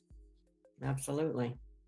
And Gary, to you, there's another guy, Jack DeCour. He's like the on and off boyfriend. They have phone calls throughout the night prior to the murder, and I think he calls after the murder. What kind of motivation is it for a person if they're an on again, off again boyfriend? Do you read anything into that? Well, first of all, I think the smartest thing for all of us to do would probably not speculate about any particular named person at this time. But what I will say is that my sense, based on my experience of this type of offender, is that or someone like you just described becomes less interesting to me because this is somebody who has been in a relationship. What I envision is somebody who would have been much more failed at attempting to have normal, predictable human relationships, with someone who may not have ever been intimate with somebody who has the pathetic substitute of violence as an outlet for, this desire to connect in some strange way to a human being and control them. And so that, this whole idea of this is motivated by, someone is jealous or someone, it just doesn't match what now, are there romantic, are there mass murders that are motivated by being jilted romantically? Yes, actually very commonly so. So, it's not impossible as a motive here. But I just think that there are characteristics here that suggest a different type of person. And, but I don't know. I think, the jury is out right now. We're really operating in the dark. It's funny. I am, for full disclosure, the son of a psychiatrist and the son of a social worker. And my father, I know, would say, we have no idea who the killer is till we know who the killer is. That's what he would say. I'm 100% certain of it. Jeff, this one's for you here. This is what we'll go through some comments if you guys are cool with it. This is from, not only is it for you for content purposes, but it's a real Boston name. Mickey O'Shea writes, I think people are too confident that DNA was left at the scene just due to whether the killer or killers likely wore long sleeves, possibly gloves. Being able to scratch a face if uncovered when the killer has a knife is not a given. I think there's a chance that there's no DNA left, at least none that could be explained away by it being a party house where numerous people visited. Also, triangulation of phone pings on towers may not be able to place anyone. Oh, it can be explained away. Right here, this little short. It can be explained away easy as hell. If your DNA was at the crime scene, the best way to get rid of it is get it excluded. Show up the next day as a first responder. Then anything you touch, walk around, excluded automatically. So they have to search for skin cells. One more nearby the house, and it's likely the killer or killers did not bring a phone. Your response? It could be. Again, this is something we don't know. We're not the investigators. We're not in the house to see. Right? What did the subject wear in there? We don't know. Did he have gloves? Was he wearing long clothes? Did he have a hat on to make sure there's any hair? Hit that playlist because we went through their outfits a couple episodes ago. Trust me, you'll want to go from the beginning. I included everything in order from short videos to live streams. You're going to want to go through it all. Trust me. Trust me. We already explained the scenario of EMS, their clothing, and their access into the property. And we also gave a scenario of how the crime would go down with nobody interfering whatsoever. Check them out. Playlist dropping. Hair? Did he have long hair, short hair? If anyone was able to fight back, if I have a knife, yeah, they would be close enough that yes, I could possibly scratch somebody. Again, the one comment like, if you're being stabbed, it's unlikely to get DNA. I mean, if I'm in that close enough, my range is there where I'm stabbing. The person being stabbed has something able to. The question is, what was that person able to grab and able to get any DNA under his or her fingernails? It's the three girls, the one guy. Were they able to do anything where there was a transfer of DNA? We don't have that information, but it could be there. How long did the suspect remain in the house after killing killing these college students. Again, we don't know because the bodies weren't found until the roommates woke up and found everything, and it was hours. We don't know, and that's what makes it so difficult here. Since we Okay, I'm going to show you something, and this is how this is how you wouldn't have any DNA from you. You wouldn't have any injuries, and this would describe everything minus the bullets, because the gun would be used as a force. There wouldn't be any bullets used during the crime, but when you're using something like this, ain't nobody gonna injure you, and somebody might try and defend themselves against that and get those types of injuries. When you listen to the coroner describe the injuries, not stabs, more like slashes and tears. People on the podcast, all theories, thoughts, and opinions. Come on.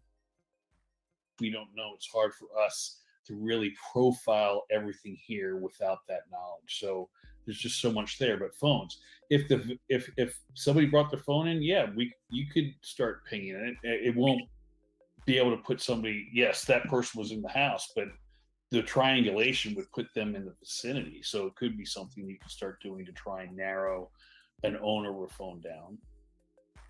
And Ann, the Navy SEAL we had on, he gets into the details, stuff that I would never think of, but he says he believes that these people were mounted when stabbed to death. I assume that, would an autopsy reveal that? Would that say something one way or the other about the profile of the killer, as opposed to stabbing them while standing up or mounting them? What does that tell you? They should, that may well be able to tell from the angle that the wound is and how it went in. Again, if it's not a lot, if these wounds run together, that's what we're really waiting to see. Because you've really had two different divergent opinions. One is there was a lot of blood around, and others where there wasn't. I mean, if these young people went in to find them at noon that next morning and they had to call other people because they thought they were unconscious, it couldn't have been a lot of blood.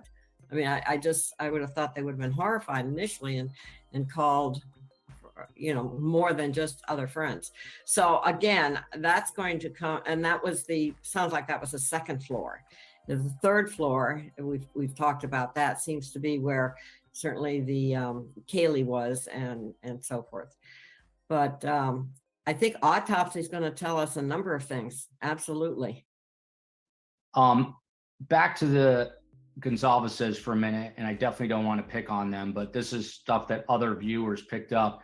This person whose name I cut off says, and Gary, I'd love your take on this. I know you don't want to speculate, and I absolutely respect that, but this commenter says the sister of Kaylee in her first interview and the affect of her father all along have been very odd to me. The words they would say right in the beginning about the gory specifics of the crime with zero emotion, I could not relate. I've been trying to chalk it all up to potentially them being on medication, ? That all being said, I agree with Jonathan, who is our guest, that you cannot rule anyone or anything out at this point. Your thoughts? Well, look, again, let's be careful here. But what I will say is, in general terms, is that there have been cases that I've looked at, read about, where people are traumatized and the trauma limits their effective expression. It's a common, it's a DSM, kind of diagnostic feature of PTSD or trauma, that there's a kind of flattening of the emotional experience and numbing, so that you can't read into that. I think it's important not to do that. I mean, from a mental health perspective, the danger of doing that is interpreting somebody who might be traumatized or experiencing something in a painful way as being involved in some way in it. And that's something I think we should be very careful not to do until all the details of this case have emerged. Can I add something to that? Absolutely. After 9/11, I spoke to a lot of the family members. One of my initial jobs after 9/11 was to interview the people who dropped off their loved ones that got onto the flights in Boston and flew out of Boston. Gary's absolutely right. You just lost your daughter, your son. Parents are not, parents expect their kids to outlive them. So to say that, we can see how they're going to react. Everyone reacts differently to that stress. Everyone reacts differently to that trauma. So Gary's completely right. And we can't automatically assume that people are going to act like we would think we'd act. Right. And that's the situation here. And I think one of the emotions of people I interviewed. So I completely agree with what Gary's saying. I think one of the things that kind of raised a lot of people's radar with respect to the Gonzalez family is that Stephen Gonzalez's brother is serving a sentence for murder. And so his name is Nathan Gonzalez. And it was a recent murder. And I don't know. So maybe people are, connecting dots that shouldn't be connected. But we got another comment here from Amelia. And this one, Ann, I'll throw to you. She says, I agree that the killer had to mount these victims to stab them, but has anyone also considered that there were two bad actors? Mount. Okay. I still don't understand what the hell is in the back of Gary's view there. It looks like some kind of rock that's flattened. I have no fucking clue.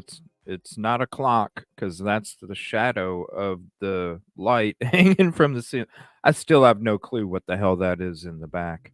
With same type weapons What is and that? Same type shoes. It was bold to enter a home with 6 individuals in there, risking that they might all wake up and see them. Even if the killer or killers killed some, they couldn't kill all 6 at once, and one of them would have gotten away. I still think there were 2. Anne?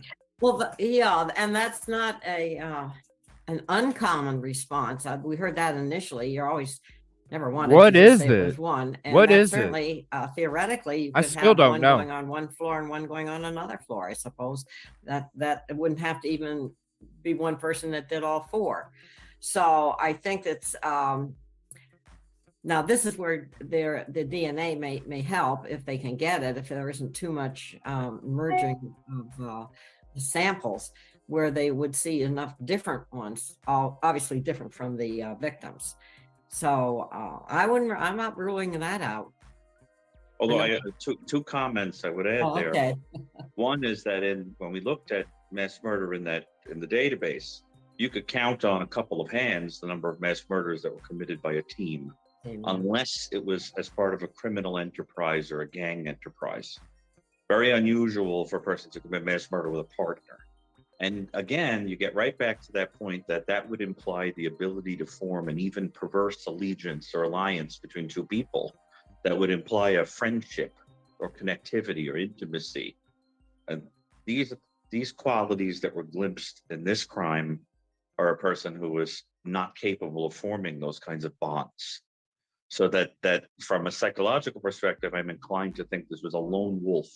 That's the whole point of what I think motivated this. If they could form an allegiance, I'm not so sure they'd be that angry. So, and earlier in the show, that's why if you join late, you definitely want to go back to the beginning and definitely start watching the uncovering from the beginning there on that playlist. You don't want to miss anything as you catch up. But yeah, we read an article a little bit ago in the beginning of the show about how he walked around for an hour talking to a neighbor and exchanged phone numbers and even sent a text message. Hey, how's the semester going? Right. He's a lone wolf. He's a lone wolf.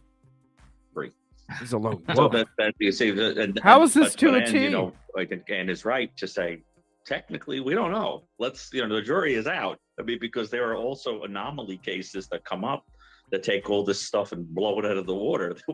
Because right back to the point I was making in the beginning, there are lots of new types of things happening that are setting new precedents, so that it may simply be that this is just such a modern crime that it has very little precedent in history.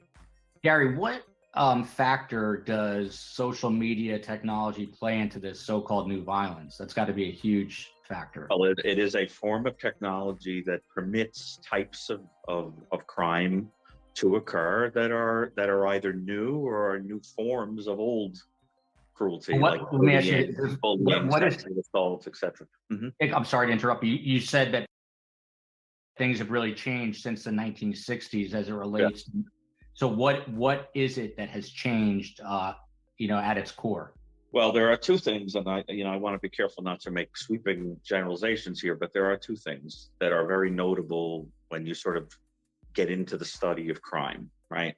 One has a lot to do with the rights that women obtained in the 1960s onward, because in certain brittle working class men, that was seen as an offense, so that you start to see an explosion of serial sexual homicide and aggression towards women that seems to come right at the tail end of that liberation process.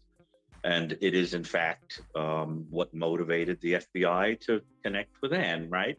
Is that they wanted to know, why was all of this new type of serial killing happening? We assume there's always been lust murder across history, and there have, but you could count on a couple of hands the number of times it happened. After the 1960s, serial killing was most commonly motivated by sexual aggression. That's a much newer phenomenon as the kind of pandemic, the pandemic, kind of type of serial killing from the 1960s, particularly to the 1990s. And the second thing has to do with this, and it gets into a philosophical thing, but it's important. Whatever one believes about religion, culture, modes of thought, whatever, they have this guy is so full of himself, the identity man. together and giving one a sense of purpose and boundaries and inhibition. And what happens to a culture when you take them away and you let people have a lot more grayness is that you start to see an existential void where people have no sense of why they exist apart from something that they're doing, like the person they're dating, the job they have, the school they go to, the character they are on social media, whatever. And what happens is, in mass murder especially, is that when that thing is taken from them, they explode. That when you study mass murder, you see that it's all about, what was that thing that you were deprived of, right? Did some political figure you venerate, fall from grace, and now you don't have them to identify with anymore? Did you lose your wife? Did you lose your husband? Did you lose your scholarship? Did you lose so that's a common trigger in that type of individual, in the mass murderer, who then is so enraged and so jealous and so envious that they will go out and take it away from everybody else. But so you want to understand that thing of that kind of taking away of boundaries has had a very enormous effect on personality structure and the average individual. So that what you actually start to see is that the culture can become more narcissistic and unboundaried and disinhibited. And then that paves the way, in conjunction with new technology, for all kinds of growing new awful types of crime. Oh my God! And you know that it's cultural because it doesn't happen in every country to the same degree. Look at them; they're all sucked into this guy too. What the? What the? I mean, a lot of this is decidedly American phenomenon. We have to ask ourselves, what is going on in the collective pot we share that is heating us all up like this. And but I think that in my mind, this killing has a very modern flavor to it. So interesting, Jeff. The authorities in Moscow started to give back items to family members yesterday. Too premature? Some people say it's too premature. What do you think from an investigative standpoint? If there's no evidentiary value to something, there's no need to keep it. I can tell you there's plenty of times where you collect stuff and then also now we're responsible for it. If I don't need it, I'm going to get it back to them right away. So I wouldn't say we should read too much into it. I would also go back to the comment I just wanted to add. I think it was Amelia you mentioned saying there could be two. She couldn't see this being done by one.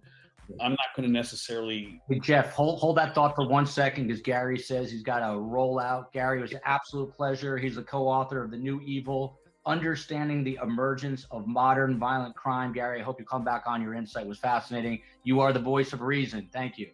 Well, and listen, Jeff and Ann are as good as it gets, so you're in great hands there.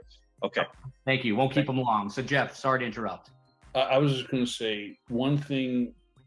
You know, I help teach with Ann, and I've taught at high schools, and I've heard a lot of questions to that. And the one thing I always say is, you're thinking like a normal human being, and you're looking at it as you look at it. We can't look at this person as we are. This is a criminal. This is someone who, it could be 2, but 4 people are now dead.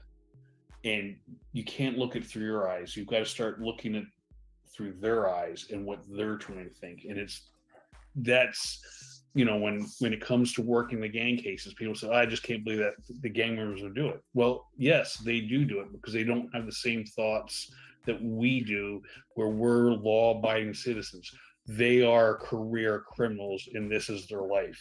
And this person has now, if he hasn't already done so, or she, if it was a woman, it looks more like a man to me, just because the violence, the knife, to be able to do it to 4 people, you know, leads more to being a man. But you can't put the way you would do something. You have to look at it the way that person would do something. And is there any chance this is not a male suspect? I don't think there's any chance there's not a male suspect. There is a male suspect. I will profile that. I agree with Jeff. I'd be shocked if it wasn't. So, Jeff, right. We'll get through this. I know you guys have a life outside of Surviving the Survivor. This comment, though, Jeff, comes from Earth Minus. I watched this video, and in the background, they're talking about body cam footage from one of the officers. And in the background from the policeman's body camera at 3:01 a.m., you can literally see in the distance the light on in the middle Ticket window 104. upstairs. What's up, Deborah? It's on, and you can literally see it be turned off. I watched this in slow motion. Those girls shut the light off for the last time. Watch it. I think it's Bed Crime Stories that did it. That's another YouTube channel. Again, I mean, how important is this body cam footage? Cops also stopped a couple of like rowdy, I think they were drunk college students, a pair of college students, right around the time the murder was happening, and you can see the house practically in the distance. How important is that body cam footage? What do they do with it right now? I mean, do they go frame by frame? How do they approach that? Oh yeah, they'll definitely review the body camera footage. That's important footage to look at. Maybe it picks something up, but you got to remember, how far away are they from here? Could you know? We all know that people have been out. They've been going to bars, going out to eat. They're home now. They're getting ready for bed. We can't just say the light turns off and it's hard to say that. But if they're a couple hundred yards away, yeah, we see the light go off. I haven't seen the video, but the light goes off.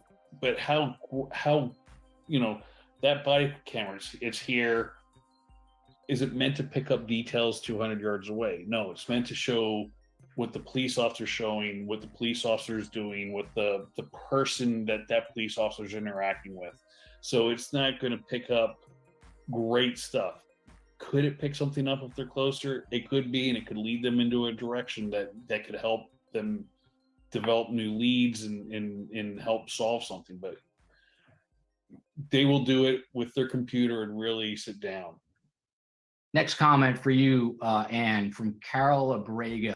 All right. And here, if you guys, I'm going to go ahead and stop it there, because really I was wanting to focus on how Gary to a T fit that. If you weren't familiar, you'll definitely have to check out the beginning of the show. We went into this back in last November when I made my trip out to Moscow, and we were watching this video, and I wanted to show everybody that their blood dryer that you have to walk through a conference room in order to get to. So you might be interrupting people's meetings, right? You might be interrupting people's meetings. So you have to, in order to get to the blood dryer at the previous facility, you had to enter a conference room and then go into a storage closet that not only houses your blood dryer, but it's right next to the bin for the national night out for Moscow. You know, it, and with they have four different rooms for evidence storage.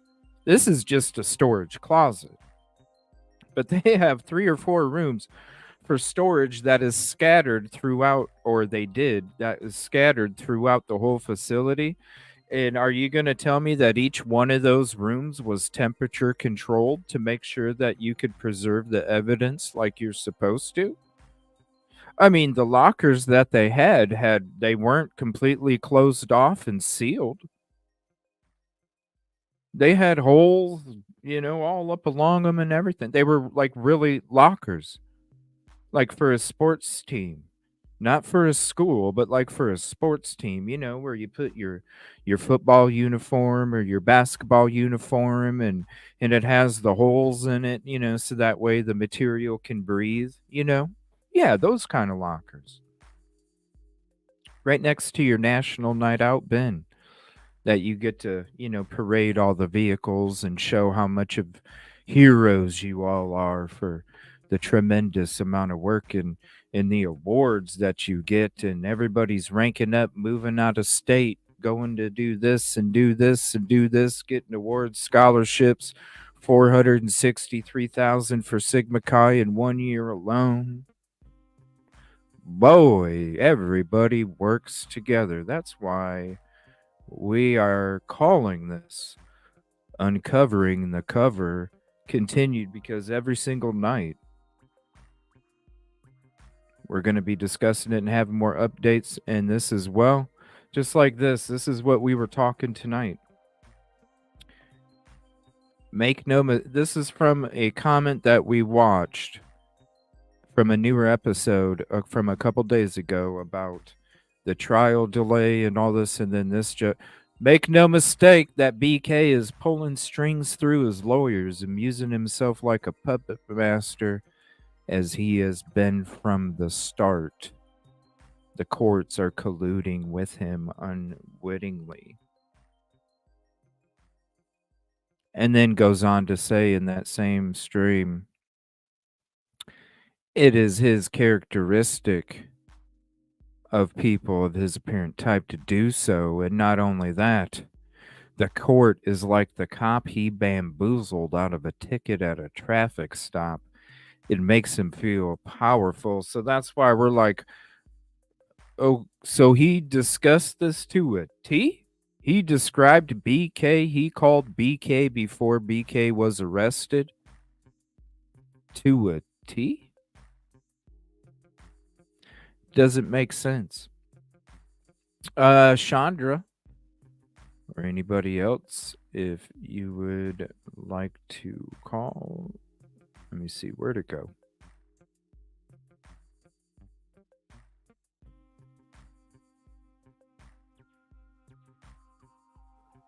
Where in the hell did my thing go? There it is. Now it pops up. If you'd like to call, you're more than welcome. And we'll leave the last 20 minutes open for a phone call, or we'll just chit chat about this. So this is crazy. He bamboozled. I didn't see that. It didn't look like he. I mean, maybe. I mean, who wants to get a ticket, right? Who wants to get a ticket?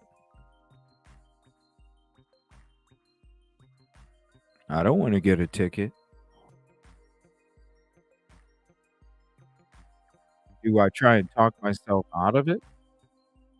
No. I mean, you're going to try and explain. You're going to try and explain. But did I see him bamboozling? I don't think so. I don't think so at all. All right, give me 1 second here. So I am going to When the show's done, I'm going to go ahead and do a read through with this article here. Shout out to Rosie about fighting frats and losing.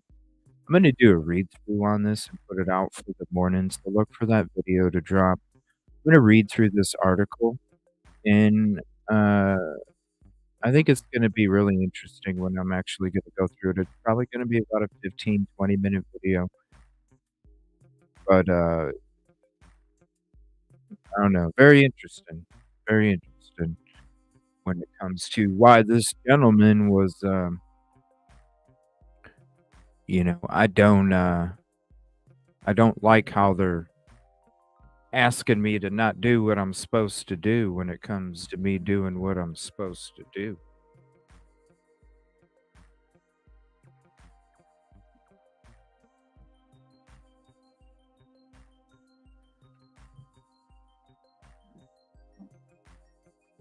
Right? You don't toe that line. You don't toe that line.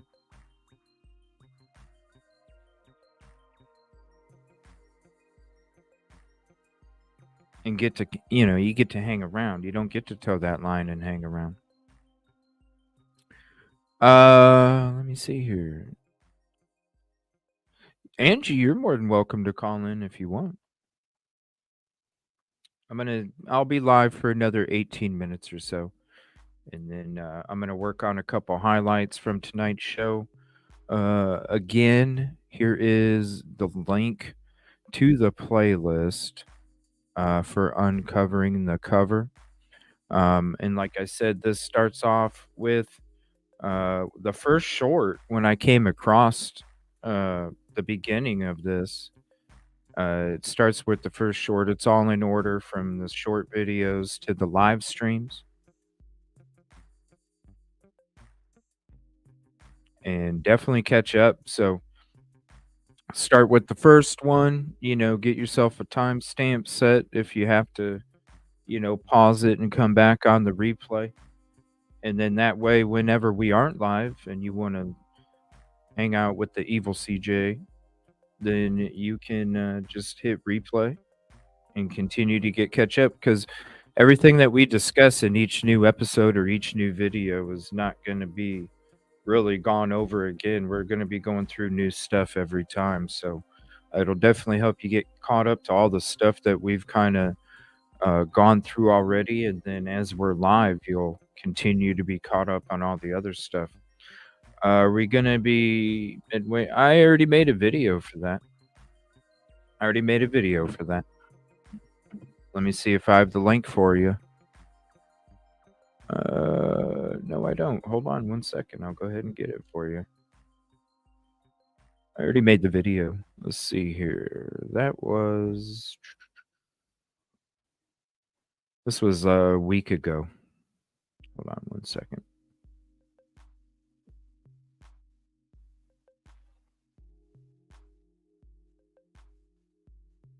Good night, Yoli. Here is the link for that video about the Kopaka stuff. Now, I was going to start, because I do have some stuff I do want to go over. Shout out J for Justice. Shout out Crime Lies and Videotapes. I'm going to be going over some of their stuff. And that'll probably be Saturday night, maybe tomorrow night. Wait, Friday night, not tomorrow night. Friday night. Friday or Saturday is when we're shooting to go through some of that. But it might even be tomorrow night. We'll see. You guys will know. I'll let you know in the intro. Yeah, thank you, Amy. Appreciate you. And please hit the like if you haven't yet. It is the free way to help. Definitely click that link. Get caught up on these videos. Also, if you didn't hear the read through that I did for the final chapter of the book, definitely check that out too, because it's crazy. If you haven't, shout out to Leah. She bought the book for the community, and then we did a live read through part 1 and part 2. I put them together, and some of the stuff that he states is very interesting, especially when it comes to the frats and the sororities, especially to that.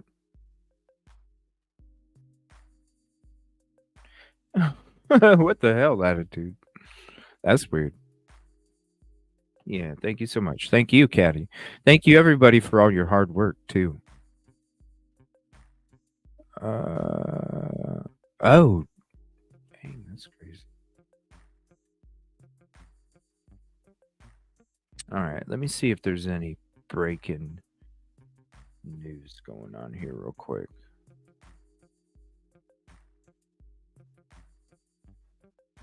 See if we got anything breaking. I'm going to try and be on tomorrow. Tomorrow in the daytime, I want to cover some of these cases that we were covering last week, some updates. Let's see. Richard Allen's lawyers asked for a speedy trial.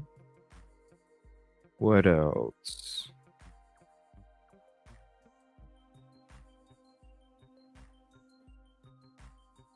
I was trying to make it up there, but the weather is not cooperating. And then when I was flying my drone, oh boy.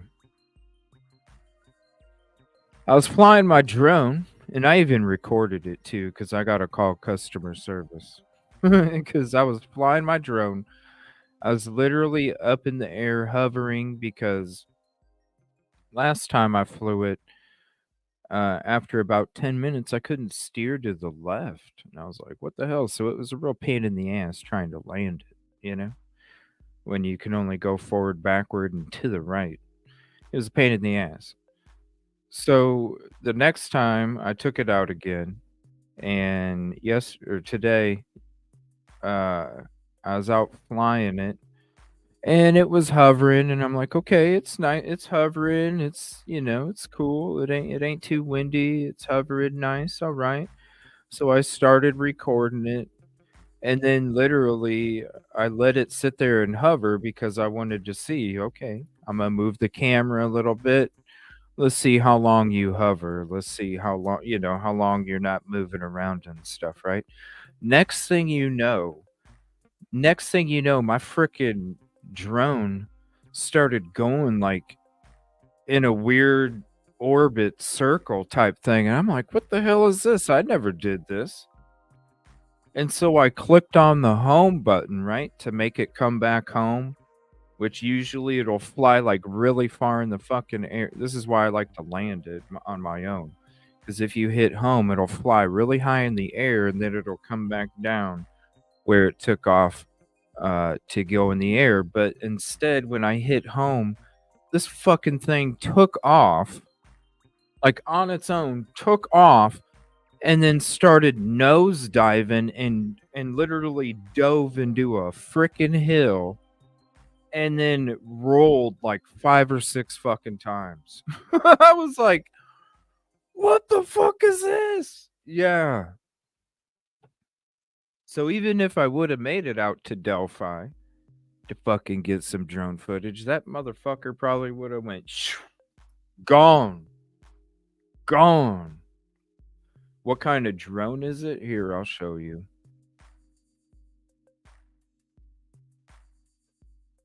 Hold on. I got it on Amazon.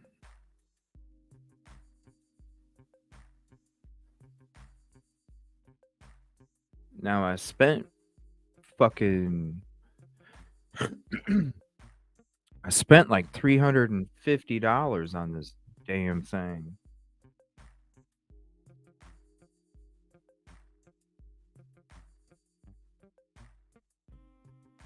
Oh, it's fucked up, detective. It's fucked up. It's fucked up. I'm glad that I was yeah, that's why I'm calling customer service tomorrow. I'm glad that I recorded it, because I recorded the thing going fuck this and that, and it was even recording after I picked it up and I was like, what the fuck? Like, oh, it was horrible. Shonda, if you want to call in, go ahead. I got about 10 minutes. I was like, what the fuck? But I don't think it's going to fly. I don't think it's going to fly. So, yeah. Not happening.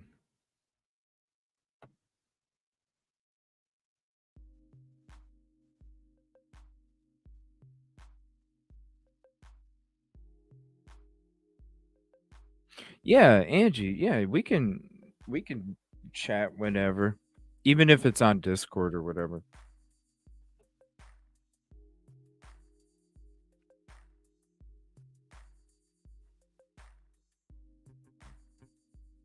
I'll be having James on the show here coming up again here soon.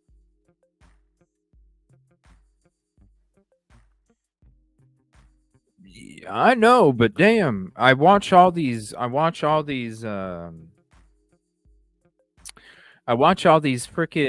review videos and they're like, "Oh, it's the best budget drone." And I'm telling you, like the first time I took it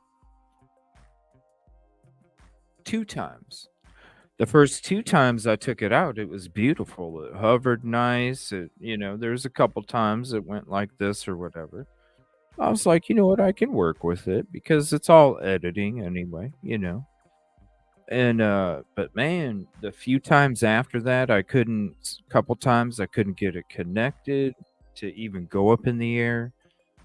Like I said, the time before the other, when I went to land, I couldn't fly to the left. And then that was a pain trying to land it. And then this last time, I just started doing this weird orbit after it hovered for about 5 minutes. Started doing this weird fucking orbit. And I'm like, home, home, home. And then it just went, bam. Blah, blah, blah, blah, blah, blah, blah. And I'm like, no. Yeah. $350 plus shit. I spent another $90 on an extra battery, so because it takes 5 hours to charge the battery. So I spent 90 on another battery, so that way I could have at least an hour of recording time when I was on the road.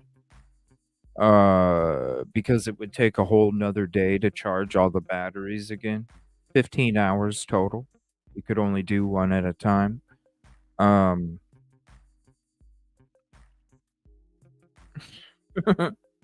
don't know. Trust me, we're gonna have a call. We're gonna have a talk with customer service tomorrow because I am gonna be getting me a brand new one or something. Otherwise, I'm gonna make a fucking video about it and I'll show the damn footage of when that bitch crashed. We're like, look, I took this out 5 times. I took it out 5 times. And the 4th and 5th time, because I even have it recorded. Where it wasn't going to the left, and I'm going, what the hell's going on? I can't fly to the left now? And you could see how long it took. You could see how long it took me to land it. So I have recording, and trust me, we'll have a video with the recording. And I'll sit there and look, this is how it was in the beginning, and this date, flight 4, flight 5. Oh shit. And then my call with customer service. Oh, yeah, trust me, we're good. I already told him because I called him before about not flying to the left and how it wasn't connected. And they're like, do this again, which is basically you got to start it from scratch, you got to set it up all this. I shouldn't have to do that. And you don't have to, and you're not supposed to have to. But why do I need? Okay. And then the flying to the left the next time. Okay, it worked, but then they already know. I already told them. I said, look, I create content on YouTube and I plan on using it for my show. So they already know. But I'm sure they'll do the right thing. Yeah, reset button. Yeah. Here, can you reset it, please? Are you outside right now? No, I'm not outside right now. I just spent 4.5 hours the day before tried to get some damn drone footage and the shit wasn't connected. 4.5 hours I was out there trying to get it to connect. To get some footage for a special I was doing. I was like, what the hell? Wow. Hey, you know what? And maybe that's what I have to do. Maybe I have to, maybe because all the videos said budget drone, but it was a great budget drone. So maybe I just have to cough up the funds for the freaking like a real drone that's not considered a budget. Blow on it. Yeah, right. Thoughts about what? Watch the footage of yeah, he's not there's no way in hell that he was bamboozling the cop to get out of a damn ticket. There's no way. He was not bamboozling. In fact, he looked pretty calm to me, honestly.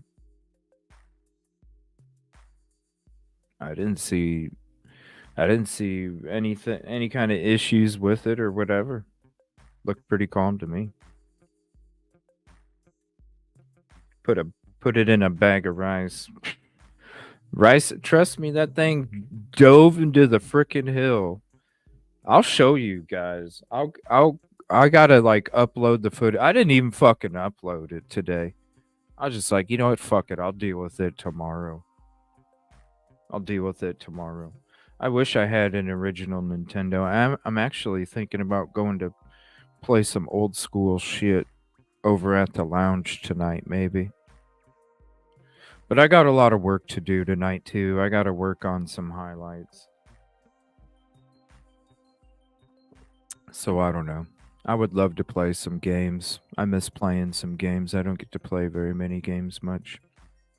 You guys miss the police simulator shit? Do you guys miss that shit? The police simulator? Officer Evil? I've been thinking about maybe playing some PUBG or something. I love the original Nintendo. I wish I could get one. Really, my favorite is the Super Nintendo because my favorite game ever is Super Mario World. I love Super Mario World. Love it. But anything on the Super Nintendo, love Super Nintendo. It's probably my Super Nintendo. Then the next console that is my favorite is the Sega Dreamcast. I love the Sega Dreamcast. That's number 2. Number 3 is probably the PS2. And then Xbox and computer now. I do a little mixture. I play some on the Xbox, some on the computer. I would love to play. Maybe I should try and see if, man, I gotta see if I can find like a Super Mario World mod or something.